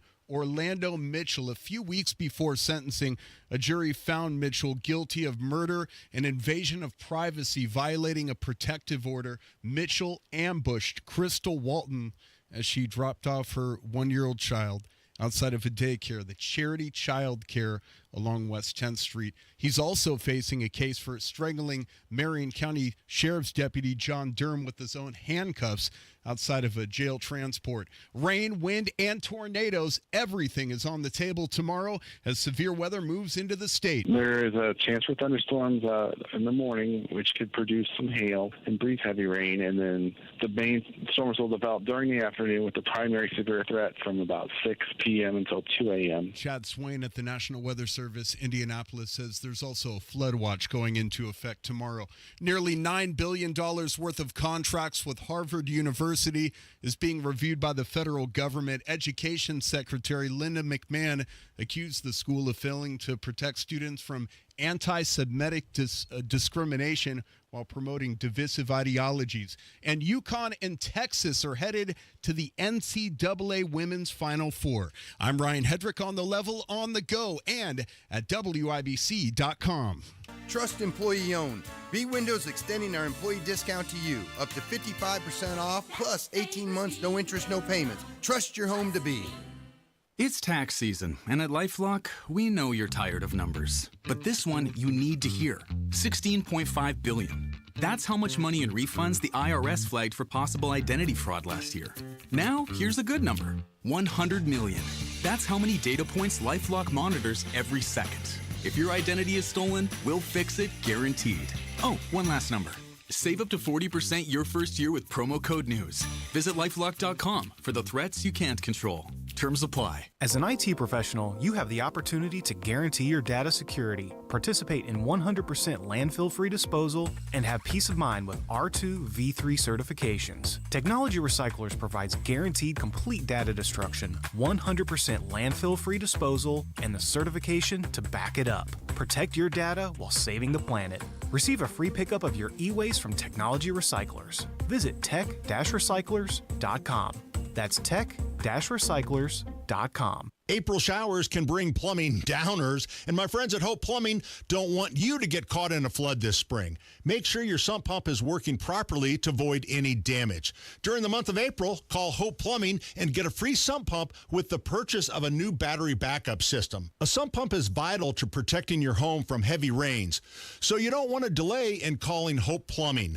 The number is 641-HOPE. That's 641-HOPE, or visit them online at hopeplumbing.com. You know exactly why you need to remodel that kitchen of yours. The space, it's outdated. You can't move around like you used to. It doesn't work like it needs to. You want to entertain and you want to improve your quality of life. This can happen, just not with the kitchen you have. You need to call Booher Remodeling, B-O-O-H-E-R, BooherRemodeling.com. They can take that old kitchen that's deteriorating and broken down and turn it into something that works for you and your family. Their 5-step design process from start to finish, the consultation, the preliminary design, the design development, getting all the documents together, and then getting it done. The best materials, the most skilled craftsmen in Central Indiana. Booher Remodeling will guide you through the entire process, starting with the free initial consultation, and they stand behind their work with a 2-year workmanship guarantee. Create that new kitchen. Design experts can use an existing layout or begin completely from scratch. Talk to Booher Remodeling today. B-O-O-H-E-R. BooherRemodeling.com. That's BooherRemodeling.com. We all need a certain level of socialization to remain mentally sharp and healthy, especially when living with a life-altering diagnosis. This is Tina McIntosh, president of Joy's House and co-host of the Caregiver Crossing radio program. Coming up are suggestions that can help improve that loneliness your loved one may have. Cardon and Associates offers the finest senior living options tailored to your loved one's needs. Reservations are now being accepted for new apartments at Copper Trace in Westfield. Visit cardon.com.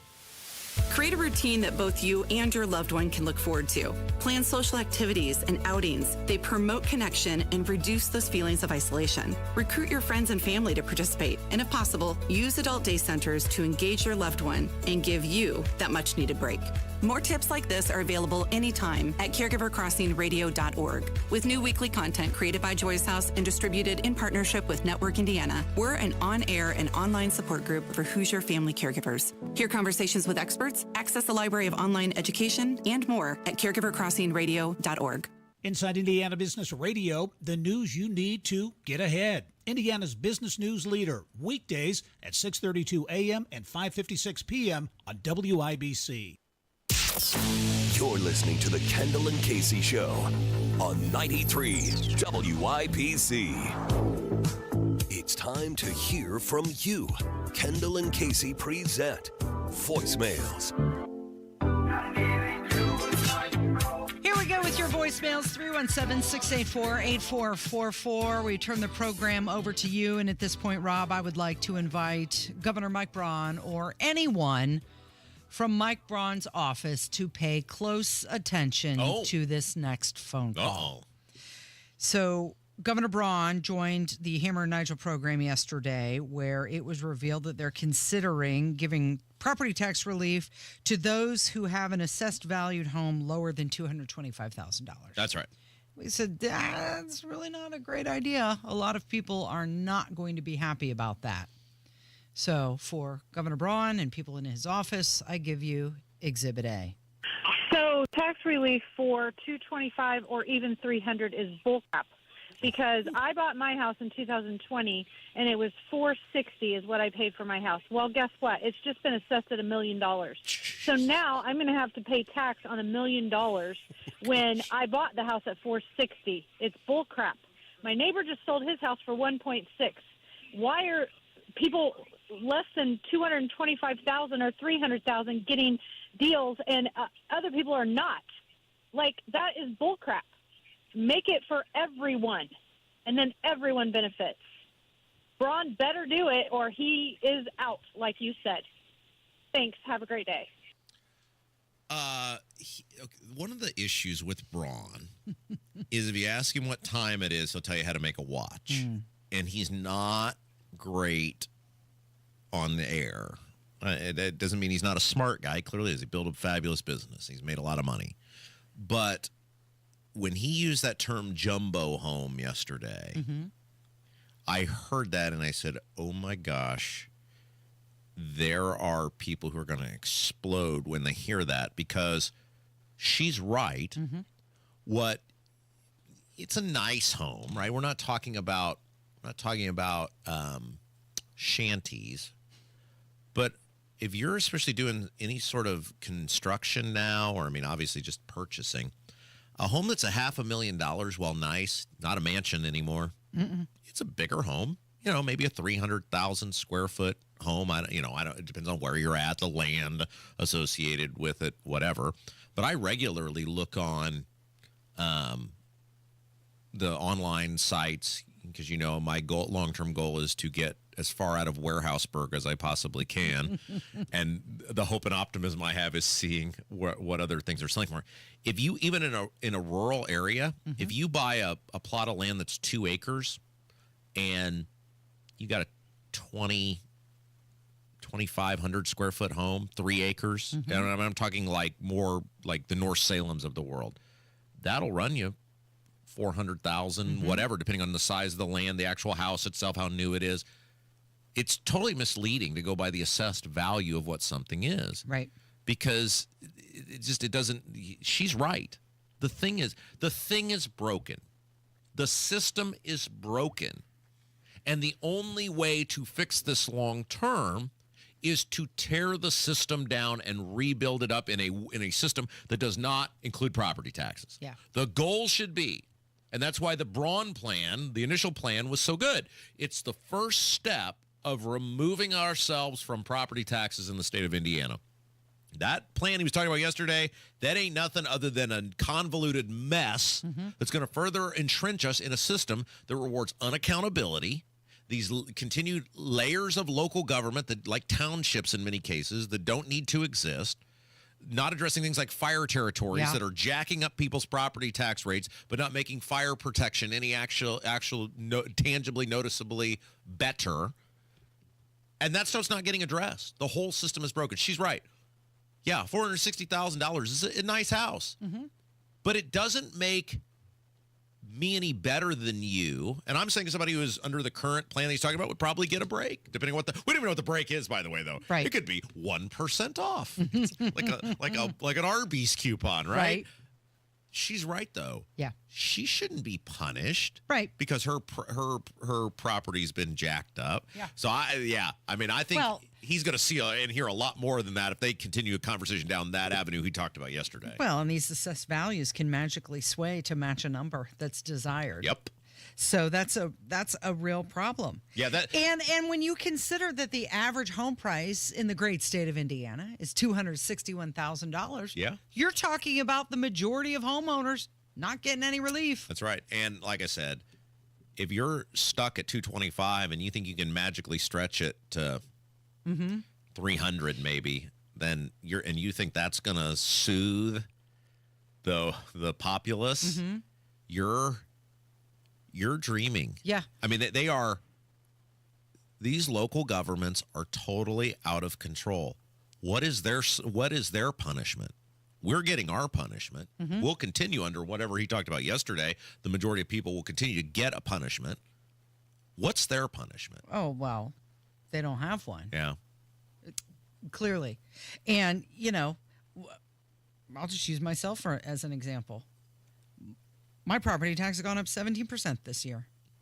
And with this assessed value number, I'm not in that group. Yeah. So. Yeah. Forget you, Casey. I'll rent you a room if you're nice to me. Here's another phone call, this one about listings.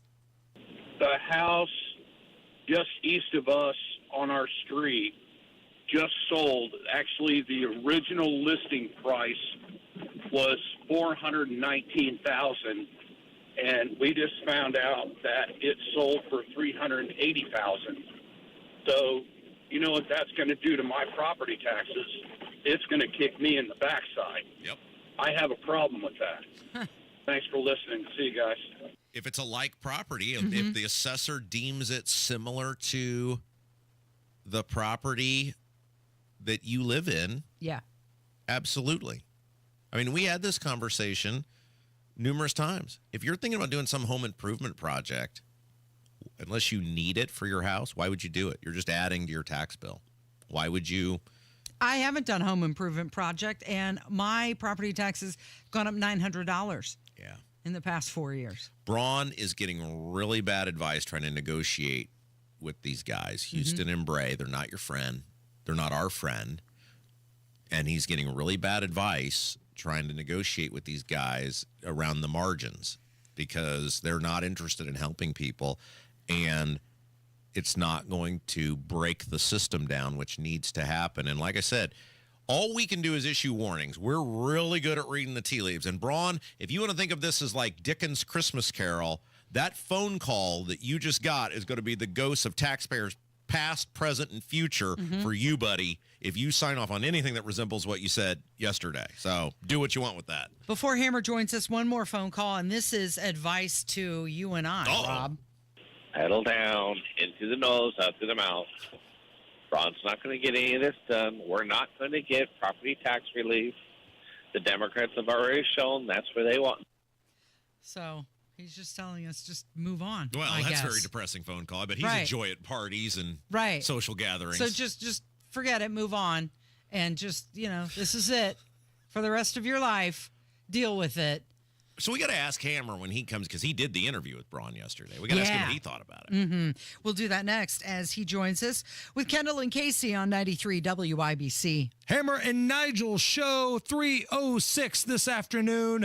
Jeff Boggs fills in for Big Nige. The biggest stories in Indy, and we're going to have a lot of fun. 93 WIBC. Hey guys, it's Rob. It's April Fool's Day, but it is no joke that you can get your confidence back by taking a trip to We Grow Hair Indy. I made the choice over 4 years ago, and every time I look in the mirror, I'm so glad I did. Couldn't be a simpler process. Here's what you do. You call today, 317-522-2995. 317-522-2995. Schedule your totally free, no hassle, no obligation consultation. You go in. Darren and the gang, top-notch individuals. We'll take a look at what's going on at the top of your head, and we'll give you some suggestions on how you might be able to get your confidence back. Then the ball is in your court. You make the choice. In the meantime, you can see how some other people made the choice to get their confidence back by heading over to WeGrowHairIndy.com. WeGrowHairIndy.com, and then schedule that totally free, no hassle, no obligation consultation. 317-522-2995. 317-522-2995. And be sure to tell them Rob sent you. You still thinking job change in the new year? Yeah, I need something that's in high demand and more stable in this economy. IT? Yeah, cybersecurity, maybe even AI. That's what I did. Really? How? Went to My Computer Career. You don't need any prior experience, and you could start your new career in a matter of months. A lot of IT pros go to school there, too, to level up. Sweet. Are classes online or on campus? Both. Wow, I'll check it out. Thanks. Make this your year. Take the free career evaluation now at mycomputercareer.edu. Financial aid is available for qualified students. Texting enrolls you in a recurring automated marketing text messages. Consent not required to purchase. Message and data rates may apply. The team's looking good this season. I think so. Man, I miss playing football. Being young with unlimited energy to burn. Ever since I turned 40, I just can't find that fire I used to have. Think you could be lower testosterone? What do you mean? All guys lose their edge when they turn 40. The body has less testosterone. That's why I take Nugenix Total T. I've heard about Nugenix. That really works? Since I started taking Nugenix, I'm lifting like when we played for Coach Carter. I feel more energized at work. It's even spiced up things between me and the missus. Are they still giving out complimentary bottles for people to try? Yep, send a text. It's that easy. Text ENERGY to 42424 right now for your complimentary bottle of Nugenix Total T. It's the #1 selling testosterone boosting brand at GNC and Walmart. Do it now and they'll also send you a bottle of Nugenix Thermo X, their newest, most powerful fat burner ever, absolutely free. Text ENRGY to 42424. That's ENERGY to 42424. These statements have not been evaluated by the FDA. This product is not intended to diagnose, treat, cure, or prevent any disease. It's tax season, and at LifeLock, we know you're tired of numbers. But this one you need to hear. 16.5 billion. That's how much money in refunds the IRS flagged for possible identity fraud last year. Now, here's a good number. 100 million. That's how many data points LifeLock monitors every second. If your identity is stolen, we'll fix it guaranteed. Oh, one last number. Save up to 40% your first year with promo code NEWS. Visit LifeLock.com for the threats you can't control. Terms apply. Every day we knock on doors, tell people how they can cut their power bill in half. And get this, most don't even listen. So instead of walking miles knocking on doors, we figured, why not just buy a radio commercial? Look, we get it. Going solar sounds too good to be true. $0 down, 50% off your electric bill, never worrying about rate hikes. Sounds too good to be true, right? But here's the thing, it's not. It's just math. You already pay for electricity every month. Why not pay less and own your power? Most people still ignore this, but not you, right? You're smarter than that. So do what the smart people do. Get a free quote at SaveWithSolarNow.com. It takes 2 minutes, costs you nothing, and might just save you thousands of dollars. See for yourself at SaveWithSolarNow.com. Hammer and Nigel here, inviting you to join us as we kick off the weekend every Friday around 5:45 with Beer Sample Friday, brought to you by our friends at Thompson Furniture and Mattress in Columbus. You want to listen all day to WIBC, but you don't always have time. Don't worry. There's a podcast for that. The WIBC Mashup. Daily highlights from your favorite hosts, Tony Katz, Kendall and Casey, and Hammer and Nigel. Subscribe wherever you get your podcasts. Look at you. You are decked out in your Cubs gear. You got your Cubs baseball hat on, your Harry Carey Holy Cow t-shirt. Looking good. Thank you. I appreciate it. It's Jason Hammer, by the way. Yeah. Hello.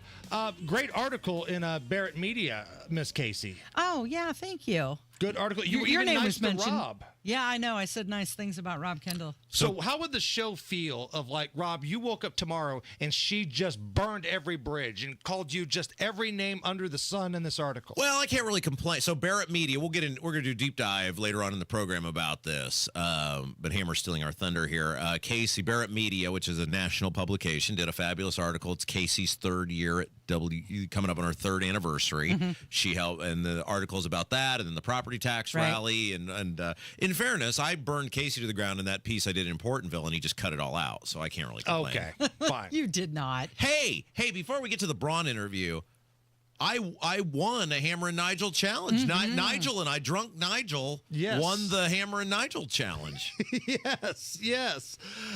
So the Hammer and Nigel Records Madness came to a conclusion yesterday, and the finals came down to the Joe Biden quote song, which was our John Cafferty parody. Yeah. And it went against the family tradition parody put together by our friend Jeff Boggs, and it featured real audio of Rob driving Nigel home from our bowling event when he was hammered. And the votes came in, and that was the one that won. So congratulations. You're on a bit of a roll right now with winning things. Yeah, I won the shrimp eating contest last night at the women's BIT, which is now the new NIT. Who did you beat? I beat Eric. Is Eric Graves? Is that the guy named from? So each team had a media guy, and then it was fans from Florida, fans from Minnesota, and then we were the quote unquote, I guess, celebrities. And so I was on Team Florida. I knew when the guy on my team was dressed in an actual gator costume. I said, "There's no way we're losing this." Oh, no way! And we smoked him. It was great. So, that's awesome. That's very cool. Yeah, I got a gift certificate to St. Elmo. Got some St. Elmo sauce, which is awesome. So you won that. You were part of the Nigel tradition. That's right. Winning the March Madness bracket on the Hammer and Nigel show. What do we get from winning the night? What do we get from winning Hammer and Nigel Madness? What is there? Some sort of cash payout or street cred?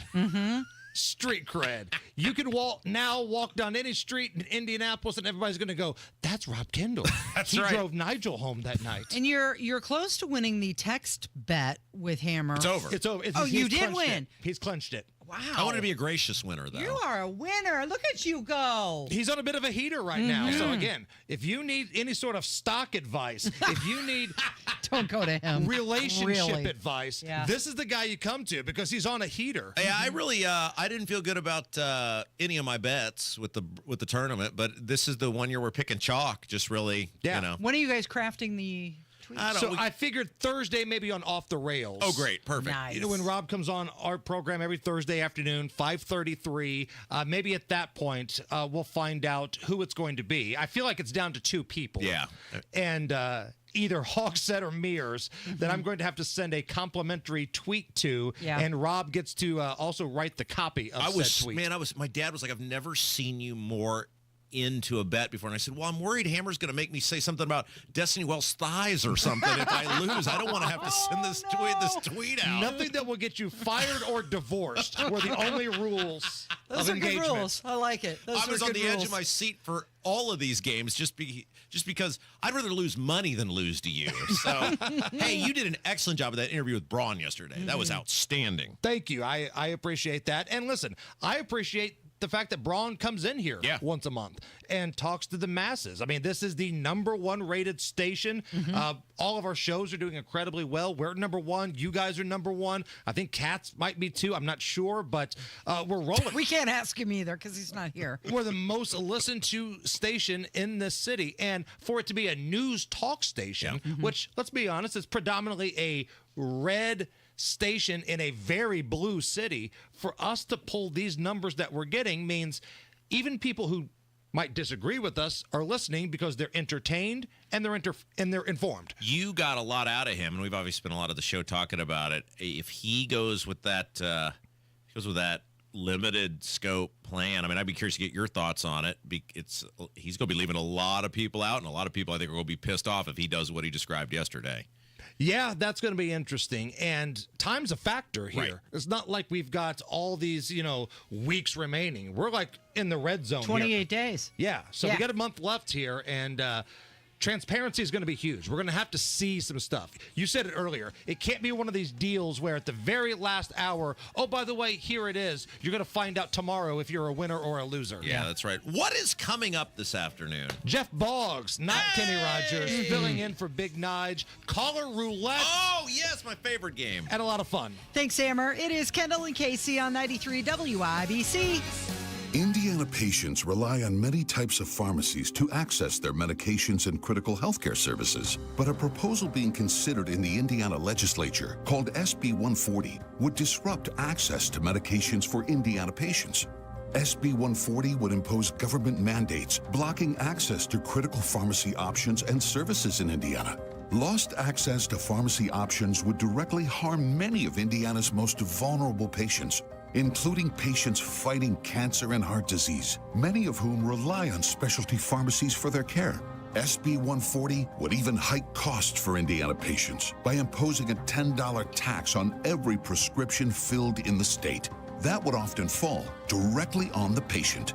Tell your state legislator, protect access to medications, reject higher costs. Put Indiana patients first by voting no on SB 140. Paid for by conservatives for lower healthcare costs. Hey guys, it's Rob for Life Church. You know, April's here. That means we're entering the Easter season. April 20th. In fact, it's right around the corner. And this Easter season, if you're feeling called to a new church home or even a first church home, maybe just something different, check out the place we call home, Life Church. You know, we love many things about Life Church. Right at the tippy top of the list, though, is the sense of community at Life Church. You're so much more than just a number. You're a part of a family. Many WIBC listeners have found a home at Life Church over the years. I know we see them all the time. This Easter season, give Life Church a shot. You got nothing to lose and everything to gain. Campuses across central Indiana, Noblesville, Fishers, Eagle Creek, and Pendleton. Learn more about everything on the web, lifechurchin.com.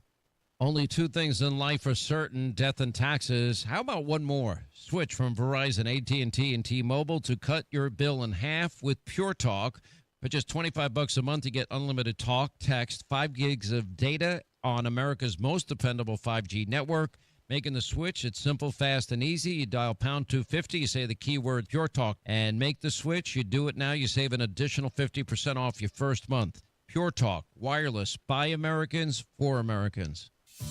This is a special notice to all U.S. taxpayers with back taxes to the IRS. Billions in tax relief is now being made available to struggling taxpayers, giving thousands, even tens of thousands of dollars in savings away to those who qualify. If you're facing wage garnishment, threatening letters, audits, liens, levies, or already in a payment plan, you can now expedite the resolution to your tax problem, end collections, and even qualify to reduce a large portion of what you owe. Stop IRS Debt has established a relief hotline for you to call to check what savings and options you qualify for. Dial 800-518-9137. With many people facing job loss and rising cost of living, these special IRS initiatives are designed to aid delinquent taxpayers with the relief that they need to get a fresh start. For a free consultation to see what savings you qualify for, call 800-518-9137. 800-518-9137. 800-518-9137.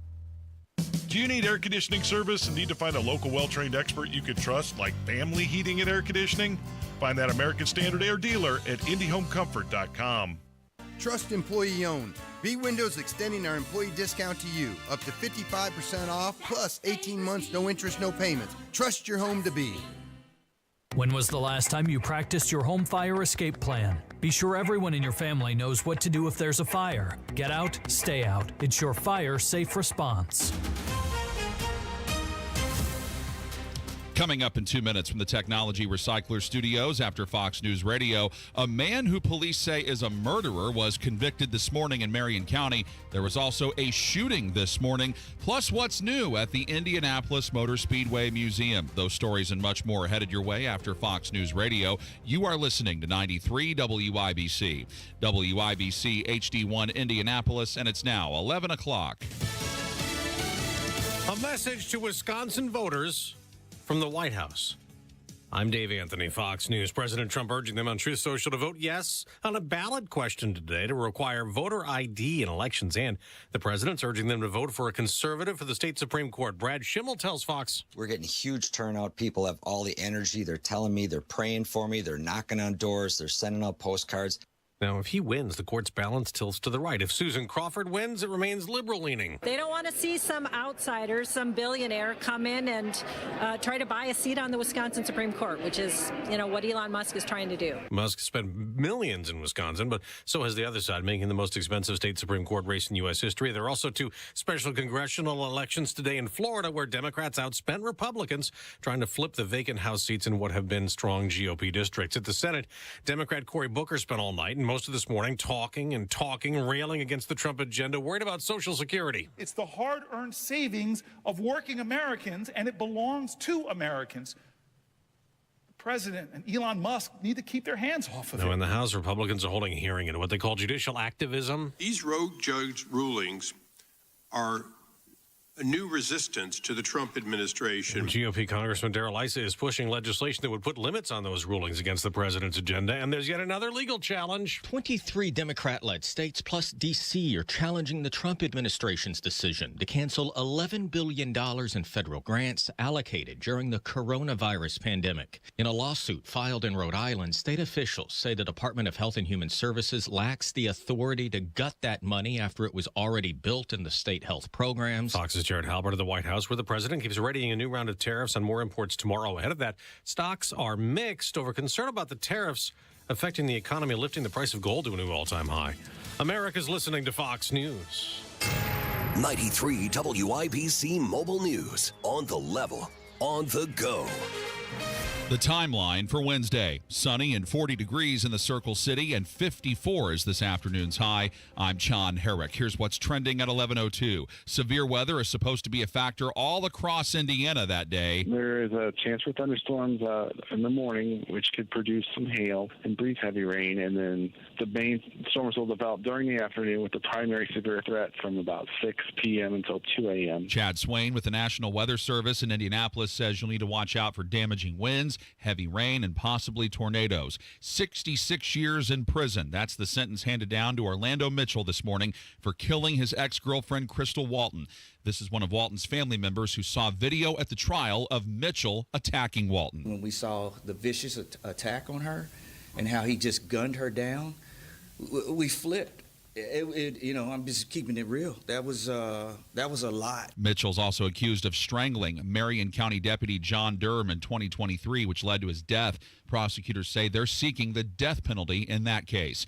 2 people shot this morning on the northeast side of Indianapolis, not far from the state fairgrounds. 1 person has died. It happened around 9:30.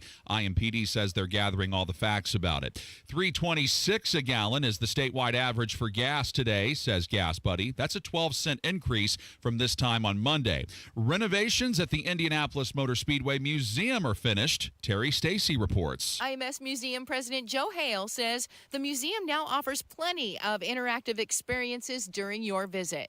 You can gas up a car. You can feel how heavy a tire is. You can test your reflexes like the drivers do. You can actually drive 4 laps and see if you qualify for the race. And there's a leaderboard showing how you're doing against everybody else that's done that day in the museum. You've got this innovation workshop. So, it used to be people would spend an hour here. Hopefully they're going to spend a lot longer. The museum reopens to the public on April 2nd. Visit imsmuseum.org. Terry Stacy, WIBC Mobile News. And I'm John Herrick, on the level, on the go, and on WIBC.com. WIBC News Time, 11:04. Kendall and Casey coming back in 1 minute. Must qualify for enrollment. Results may vary. We all hear the radio ads about the IRS. They tell you to be afraid, to be scared, and they try to frighten you into calling. I'm not here to do that. Tax Relief Advocates is different. TRA is here to tell you that if you owe money to the IRS, whether it's $5,000, $50,000, or $500,000, we have a solution. It doesn't matter if you're sitting in your car, at work, or with your kids. No matter where you are, call now. Call now. 800-575-8924. Don't lose hope. TRA can eliminate or reduce what you owe to the IRS. Generous programs are now available that can give you a fresh start. Our passion is taxes and helping individuals fix their IRS problems. We have over 1,000 5-star reviews on Google and an A+ with the Better Business Bureau. You don't need to be afraid of the IRS any longer. End your tax nightmare today by visiting us online at TRA.com or call 800-575-8924. That's 800-575-8924. Tax Relief Advocates. Real solutions for real people. You're listening to Rob Kendall. When we talk about sending money somewhere, we're talking about printing the money because we have no money. And Casey Daniels. My government would never lie to me, would they? On 93 WIBC. All right, dealer's choice, Casey. We can either talk about the school board bill that passed yesterday, and that's a big deal. Yeah. Or we can talk about Elon Musk and the baby mama drama. Oh, let's get to that. You want to do that first? Yes, okay, absolutely. Very That's good. Hot dang. Much more entertaining. $2.5 million. Apparently, that's how much it costs to raise a baby from Elon Musk. Okay, so if you're unaware of what we're talking about, Elon Musk, obviously, he's the richest man in the world, and he's doing the Doge, and he runs Tesla and SpaceX and blah, blah, blah. And he really likes to have children. And he appears to have rather transactional relationships with these women that he has children with. Now, other than this woman we're about to talk about, it seems like he gets along pretty well with all the rest. He has, 15 kids or 14 kids or whatever it is by several different women. And it appears some of them are done through IVF. It doesn't seem like it's done IVF because they can't conceive, but he's doing some sort of Dr. Frankenstein sort of thing. I mean, it's very weird. There's no way he's fathering. By fathering, I mean being a father to all these kids. There's no way he sees them. There's no way he engages with them on anything of what you would need to raise a child in a successful manner. But other than up until this most recent endeavor, it appears whatever arrangements he has financially and otherwise work for both himself and the mothers of these children, and he seems to get along pretty well with them. Well, then he apparently decided to have a child with this Ashley St. Clair is her name. Is that correct? Yeah. And she's basically a big nobody, but somehow she became famous on the internet. Well, she became famous because she's asking Elon Musk for more money. Well, but she was famous beforehand. She was a known thing in conservative online circles, influencer, or whatever you want to call it. Now, I was told by many, many people who are familiar with this, I have no idea how this works or whatever, but that she is a... Kev, what do you call it when somebody looks hot on the internet, but they're not that hot in person? Like, is that a catfish? Well, it's her, though. She's not pretending to be someone else. She's just good with whatever the things... The filters? Are. Filters, thank you. So, like, I took a photo yesterday, which I posted a proof of life photo. The only thing I did with that photo is it was dark because it was in the gym, so I lightened it up, right? Like, I wasn't smoothing out wrinkles or whatever. And one of our listeners was actually like, dang, you do look a lot younger than you actually are, right? All I did was say, I'm going to make this photo lighter because it looks dark. I know how to do that. That's about all I know how to do. But she, whatever, somehow... looks different in person, people have said, than she looks on the internet. But whatever. He chose to engage, it appears, in some sort of sexual liaison with the understanding of producing a child. She gets pregnant. She has a baby boy. It is under the radar the entire time until a couple months after this kid is born. And then she starts publicly feuding with Elon Musk, I guess because he wasn't giving her, not the kid, but her, the time and attention that she seemed to want. Well, yesterday, it seemed that she called the paparazzi on herself for a media stunt as she was selling. She said she was forced to sell her $100,000 Tesla because she needs to make ends meet. Now, keep in mind, he has already provided... He being Elon Musk. Yes. With child support, giving her $2.5 million and $500,000 per year in ongoing payments. Okay, so we had asked... according to her, that's not enough. Okay, well, we had asked or pondered or debated what the child support arrangement with Elon Musk looked like. It's actually less than I thought it would be, considering he is indeed the world's richest man. That is lower. I mean, it's not chump change, right? I mean, she's getting $500,000 plus $2.5 million. I mean, that's not chump change. I would have thought it was actually higher, but whatever the deal was the deal. And I'm torn on this because she's a complete sea hag.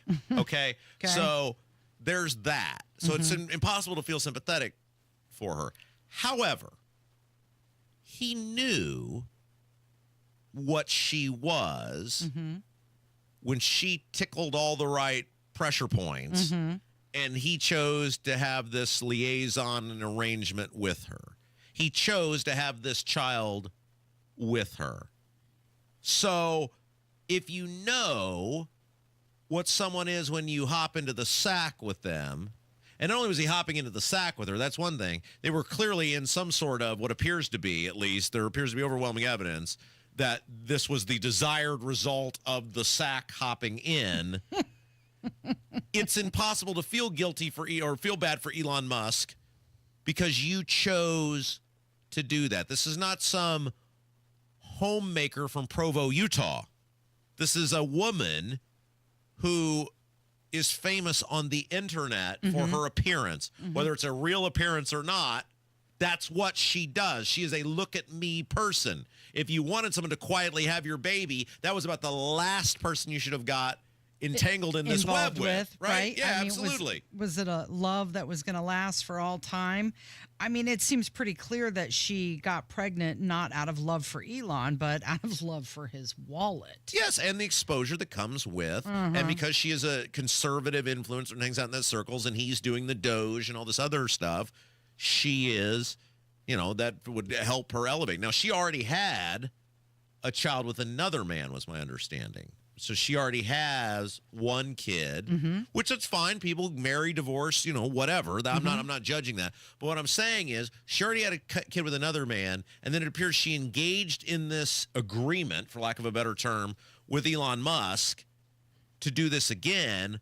What sort of structure are you setting up there?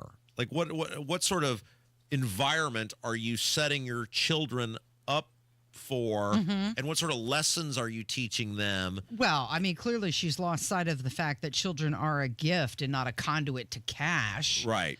And now, they're having this fight on a Laura Loomer tweet post. I mean, these two are going back and forth at each other on a post that somebody else created. Like, get the popcorn, because it's all sorts of drama. And okay, so now let's talk about that perspective. This kid is getting the shaft on this and doesn't even know it yet, because this stuff will be there forever. He's going to forever be subjected to his parents publicly fighting over money or fame or whatever they're fighting about on Twitter. And that's going to last forever, because his father is the richest man in the world and will be for the foreseeable future, and is very influential in the United States government. And his mom is a professional attention seeker. And, somebody, now it sounds like she's egging it on, but Elon Musk has got to be bigger than this. He's got to ignore it or use the legal system or whatever he wants to do. But the idea that he's fighting with her on Twitter about this and talking about paternity tests and everything else. Well, now he's saying that he doesn't even know if the child is his or not. Oh. He's not against finding out. Yeah, that's and despite not knowing for sure, he still gave her the $2.5 million and $500,000 a year. Okay, so then are we led to believe, if he doesn't know that the child's his, that the richest man in the world is engaging in random sexual liaisons with women without knowing? I don't mean to get into a biology class here. Yeah, we know how babies are made. But the status of her ability to have that happen, like, I'm trying to run a family-oriented program here. I don't believe that for a second, that that this wasn't an arranged or planned thing, or at least he had some level of knowledge this could be happening. So you just look at this and you feel nobody seems to me to be focusing on the kid, which is who's really, really getting the raw end of this. Like, I was thinking about this morning. I'm not by any means saying I'm father of the year, right? Okay. But I'm about as involved in a kid's life as a parent can possibly be, right? I help my child get up in the morning. If my child wakes up in the night, I'm generally the one who is there. My wife picks my kid up from daycare, and from the moment she gets home to the moment she gets to sleep, almost all the time, unless it's some rare thing where I have an event like yesterday, I am there and a part of that. Like, I am about as involved as you can possibly be. And children need that. Like, I was thinking about that this morning as I was sitting there with Olivia. I'm like, because I knew we were going to talk about this. It's like, kids need this. There's a reason children who come from broken homes or homes where parents divorce or whatever are not as likely to succeed or have issues that kids who are in stable, connected families that do not have those issues. Kids need a mother and a father. That's the way society has worked since the dawn of time, since God created man and woman. Children need a mother and they need a father. And if, at the very least, if they can't remain married, which happens, and I understand that, if they can't remain married, they need to both actively be engaged and be co-parenting to the best of their ability for that child, which certainly means not peeing all over each other on Twitter for billions of people to see. Right, exactly. So back in February, St. Clair announced that they had the child together, and then she filed for sole custody. And then she claimed that he wasn't present there for the birth, and he's only met the child 3 times. He's not very involved in the child's upbringing. It sounds to me like that was the arrangement. And now she's saying that she needs more money from him, and now he's backing off saying, I don't even know if the kid is mine. But you're right. Like, why are they doing this online, for one?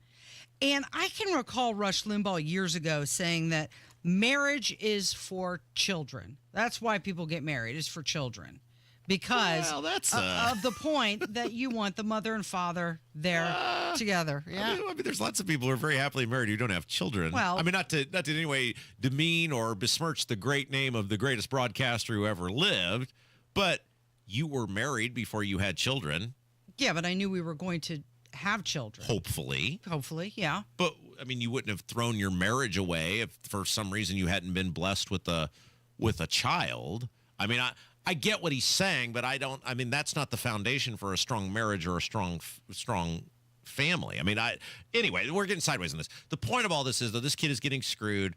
We have to get to the school board thing, because I think that's super interesting what happened at the State House yesterday. And I have to read this message I got from a big Braun supporter, a very prominent person in the community in which they live. It's a super interesting. Do they like what he's saying? Well, they're not real thrilled. Oh, okay. And I think this is not an outwardly political person who sent this. So I thought it's a very prominent business person, not super political, but a big Republican and a big Braun fan. And they heard the interview yesterday. And, oh, boy, that was very eye-opening, very eye-opening. It's Kendall and Casey on 93 WIBC. Matt Bear knows how to break the traffic press. I-70 is packed tight. There's a blue Chevy trying to drive the lane, but it's facing tough D from the semi. Matt Bear sees the openings, finds the best routes, and keeps you moving. Watch out. 465 Construction is using a wicked zone with cones blocking the right side, forcing everyone into the middle. Matt Bear traffic. Complete gridlock in the paint. Navigating traffic madness. Fast break on I-69. Hit the gas. Mornings and afternoons on 93 WIBC. Are you thinking this year I want to look and feel better and get my hair back? We Grow Hair Indy can help you do just that. I'm Rob, and I got my hair back at We Grow Hair Indy. Here's Darren Andrews, clinic director, to tell you why I chose them. For nearly 20 years, we've helped thousands of clients grow their hair back, and we can help you. We're one of only 2 places in the entire country to offer the Artist Robotic FUE and multi-unit hair grafting. I got multi-unit hair grafting. I love the results and cannot believe how much hair I got back. I can't recommend them enough. Call right now, 317-522-2995 for a free evaluation. Great technology, great company, great people, great results. Go to WeGrowHairIndy.com, see my results, and call 317-522-2995. 317-522-2995. Don't you want to say, I got my hair back? Only 2 things in life are certain, death and taxes. How about one more? Switch from Verizon, AT&T, and T-Mobile to cut your bill in half with Pure Talk. For just $25 a month, you get unlimited talk, text, 5 gigs of data on America's most dependable 5G network. Making the switch, it's simple, fast, and easy. You dial pound 250, you say the keyword Pure Talk, and make the switch. You do it now, you save an additional 50% off your first month. Pure Talk, wireless, by Americans, for Americans. Trust employee owned. B-Windows extending our employee discount to you. Up to 55% off, plus 18 months, no interest, no payments. Trust your home to be. Looking for a great deal on a new Lincoln? Come to Tom Roush Lincoln. Select 2024 Lincoln Navigators, now $15,000 off, and get 0% for 72 months. How about an all-new 2024 Lincoln Nautilus, now $6,000 off with rates starting at 4.9% for 60 months. We look forward to seeing you at Tom Roush Lincoln in Fishers. Lincoln Navigator MSRP 104,825. Lincoln Nautilus MSRP 57,785. Offers good through April 30th, 2025. Subject to credit approval. See dealer for complete offer details. She called me Bruce, Bruce. I can hear her calling Bruce, Bruce. Hey, Kev, are you going to that Rick Springfield concert? I would like to. It's coming up, isn't it? I think it's in June, Is right? it June? Yeah. He's in his mid-70s, isn't he? Yeah. It's got to be. He's probably about 75. He looks great for Maybe his he's age. a little younger. I'm not Mm-hmm. sure. He looks great for his age. Yeah. Still played all the time on radio. I love that. That is my favorite Rick Springfield song because it'd That be too one? easy. Yeah, because it's the name of the song is Bruce, Mhm. and it was written in the mid '80s maybe. Yeah. and it's about how Rick Springfield sounds like Bruce Springsteen, Mhm. and all the people that confused him with Bruce Springsteen, and all the women that he slept with, thinking they were sleeping with Bruce Springsteen. It is a hilarious song if you've never heard it, and so self-deprecating. It's great. I've been trying to get him to come on the show, so maybe he'll come on the show and explain that I would story love that. in detail. I love that song. It's hilarious. Yes, Casey. So it's called I Want My 80s Tour, and it's at the Fishers Event Center Tuesday, June 17th. June 17th, Kev. Mhm. And that's the perfect time of year for it. That's right. And it's indoors. So Yeah, you got also John Waite, Wang Chung, and Paul Young. Wang Chung. Everybody have fun tonight. Yeah. Wang Chung tonight. So 4 different bands, one spectacular evening. Listen to these lyrics. This is the greatest. It was 1980, by the way, that this song was written. I just love this, and he's so direct about it. She said, "Let's make love your place or mine." And in the middle of the passion, I was on the borderline. When she called out a name, but it wasn't mine, she called me Bruce. Oh, boy. And no shame. And he made a hit out of it. And it's great. That's the magic of rock and roll. That's the stuff we don't have anymore. Right there. That guy made a whole bunch of money about just being like, no shame, man. Rock and roll is all about the music and the love, baby. Yeah, he's such a good sport about it. So you've got Jesse's Girl, They Call Me Bruce, Don't Talk to Strangers, Love Somebody, Yeah. and Human Who Touch. else is it? It's Wang Chung? Wang Chung, Paul Young, and John Waite. So what? Wang Chung was Dance Hall Days and Wang Chung. Yeah, everybody have fun tonight. Yeah. Yeah. And that's the 2 Wang Chungs. John Waite, Missing You.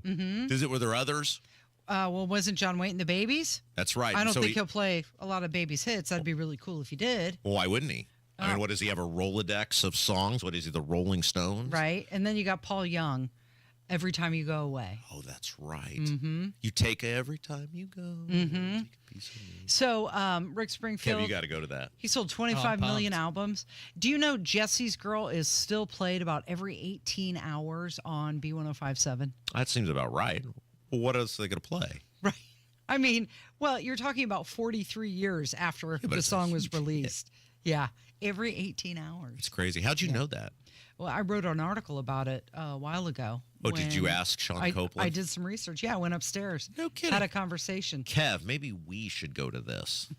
June the 17th. I'll have to make sure that's not the weekend of the U.S. Open because that's right about the time the U.S. Open normally is. But if it's not, maybe, Priorities. Yeah. maybe we will go. Well, the priority would be the U.S. Open. Well, that's what I'm saying. Priorities. Right. Have you ever seen Rick Springfield in I concert? have not, and I know he's a staple where it seems like once a year he comes here and plays. He's clearly very popular. Yeah, I've seen him 3 times, so this will be my 4th. That's great. I'm pretty stoked. That's exciting. You've seen Rick Springfield 3 times? I have. At 3 different venues. That's amazing. Wow.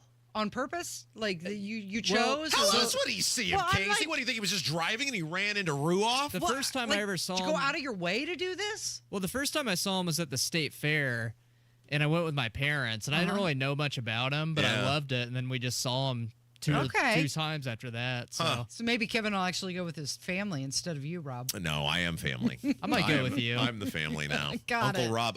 Okay, school board bill. So it was a big day yesterday at the State House. Mm-hmm. There was a lot of debate. So the bill, which would make school board elections like other elections in the state, Mm-hmm. sort of now. There was a little change to it, but it would force you to say, I'm a Republican, I'm a Democrat, I'm an independent, I'm a libertarian, I'm a whatever. You got to put something next to your name, pass the House of Representatives 54-40. Right. Now, this is a little different in the sense of there are no primaries, but when you run for the school board in the fall, the school board elections will remain in the fall. Right now, there's no party identifiers, but now you will have to say, I am a whatever when you run for school board. Now, Correct. you could have 3 Republicans running for a school board seat. It doesn't mean you can't because there is no primary in the bill that passed the House. Now, the Senate bill had it. The House did not. It just seems like they're going to have to go with what the House did because it doesn't appear that there are the votes to pass what the Senate wanted. But at least now, it'll force some of these people who are clearly Democrats to either own that they're Democrats or at least lie with the independent label. And then you'll be able, because so many people are like, who are the Republicans? And you don't know that right now with school board races. So there we go. So Hoosier taxpayers are now going to know the party affiliation of the people. But what's up with the 9 Republicans who voted against it? Well, they're petrified of the angry red-shirted teachers. Why are we not getting property tax relief? Because these House and Senate Republicans, for whatever reason, it's like Fred Krueger. Like I've always said this, these school people are like Fred Krueger. I guess I can spoiler alert the end of Nightmare on Elm Street since it's been 45 years or 40 years or whatever it's been. How does Nancy finally beat Fred Krueger? She just turns her back and goes, you aren't real. Yeah. And I've said this for years. When I was a local elected official, I used to be threatened by these school people all the time and beat them at every turn, beat the referendums. They're just like Fred Krueger. You just got to turn your back on them and say, you're not real. And if you organize and you make your case and you get to your doors and you do your job, you can beat these school people. They're the big bad wolf, huffing and puffing, huffing and puffing, huffing and puffing. Just turn your back on them and say they're not real. And these people down the street from us either haven't figured it out or don't want to. Maybe it's a little of both. That they are petrified of these angry red-shirted teachers, the superintendents, the blah, blah, blah, and they do whatever these people say. So yesterday we had Carlin Yoder on the show, and we talked about this, and he said that he thought it was going to be close, but I would say 54 to 40, really not that close. Well, 7 votes. Yeah. But the most surprising thing about the statement that you just made to me is that the girl's name in the movie Nightmare on Elm Street is Nancy? Nancy. Of course, I love the Nightmare on Elm. I think Nightmare on Elm Street. Now, not the goofy ones that they did in the late '80s, where he got all Mr. Humor Man, and those were kind of ridiculous. I think the original, but the real original scary ones. The plot. This is a Rob Kendall origin story, right? I think as a kid, I thought the plot and the premise of the original Nightmare on Elm Street was just beyond brilliant. And I know all the stuff. Johnny Depp is in the first Nightmare on Elm Street. Blah blah blah. All of that stuff. That's that file cabinet brain working for us right there. It's just unlimited. You should pull that name right out of there. And if you want to learn more about why I am the way I am, I was highly inspired by Nightmare on Elm Street, right? Like the idea that, I mean, think about it. The idea good to know. There's this guy who lives in your dreams. Well, how do you defeat some guy who lives in your dream? That explains a lot. Like, right? I mean, I as a kid thought that was amazing. I thought, what a great concept that there's some seemingly undefeatable horror character, and he lives in the unreal. Mike let you watch that kind of movie when you were young? He didn't know. What my parents knew about what I did, right? That doesn't matter. All right, say, I got to read this letter I got from a very prominent local business person who's mostly publicly non-political about what Braun said yesterday on Hammer and Nigel. This should actually be a very eye-opening thing for Braun. All right, we'll do that coming up from 93 WIBC. The April 15th deadline to file the FAFSA is fast approaching. When you complete the free application for federal student aid, you help your child access Indiana's nearly $400 million in financial aid, including programs like the 21st Century Scholarship. It also determines your student's eligibility for federal grants and scholarships for college or certificate programs. Visit studentaid.gov to get started. For complete information, go to learnmoreindiana.org/FAFSA. Paid for by the Indiana Commission for Higher Education. 11 seconds left to play. Driving off a Bryant screen to the wing to the baseline of the goal, across the lane, into the corner. An impossible three is drained by Toppin off the catch. That was a remarkable shot. It's Pacers Pride Night when the Blue and Gold host the Charlotte Hornets on Wednesday at 7. Pride Night tickets start at just $25 and include a Pacers Pride t-shirt, hot dog, chips, and Pepsi. Get your tickets at Pacers.com. Pacers Hornets, Wednesday at 7. 93 WIBC Mobile News. On the level, on the go. Severe weather season in full swing. I'm John Herrick. Here's what's trending at 11:30. More severe storms are possible across Indiana on Wednesday.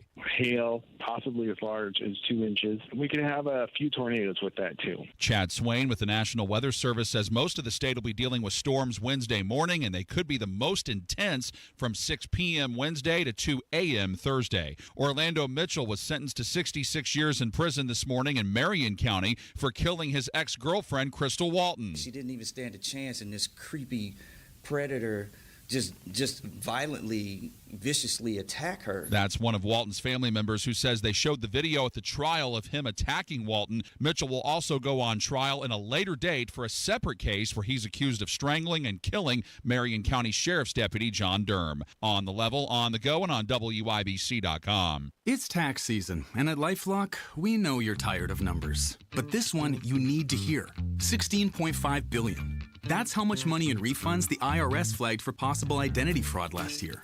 Now, here's a good number. 100 million. That's how many data points LifeLock monitors every second. If your identity is stolen, we'll fix it guaranteed. Oh, one last number. Save up to 40% your first year with promo code NEWS. Visit LifeLock.com for the threats you can't control. Terms apply. High quality fine jewelry doesn't have to come with a high price tag. It's true. PA Jewelers at the Farmhouse in Brownsburg, they're changing the game with prices up to 70% lower than what you'd find in some of those big name jewelry stores, even what you'd find in those strip mall jewelry stores. Hey, it's Casey Daniels inviting you to check out PA Jewelers at the Farmhouse. They have brand name watches, stunning fine jewelry, custom designs, all at unbeatable prices. Go browse their expanded selection in the cozy, charming setting of an 1888 farmhouse. Why would you want to pay more when you can get the best for less? Visit PA Jewelers at the Farmhouse. They're in Brownsburg.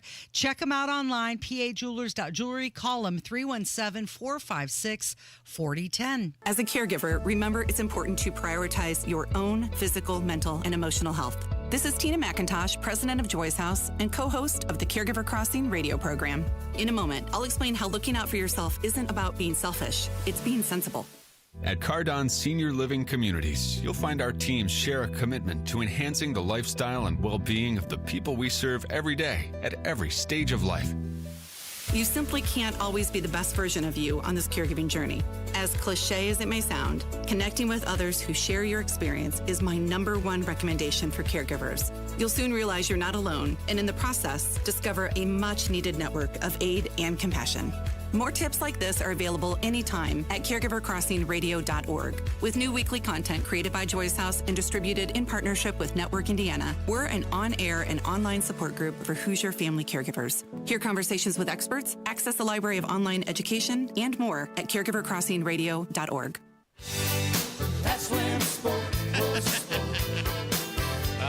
Yeah, one of the great mysteries uncovered on the Kendall and Casey show. Yes. All right, so we got to read this letter I got from a big Braun supporter. Now, when I say big, this is a person who's not only voted for Braun, but has also hosted events for various Braun campaigns. Oh, okay. So we're not... that is a supporter. This person has given me permission to... By the way, it's Kendall and Casey show. I'm Rob. That's Casey. We are referencing, if you're new to the program today, Braun, the governor, went on with Hammer and Guy Relford yesterday. Yeah.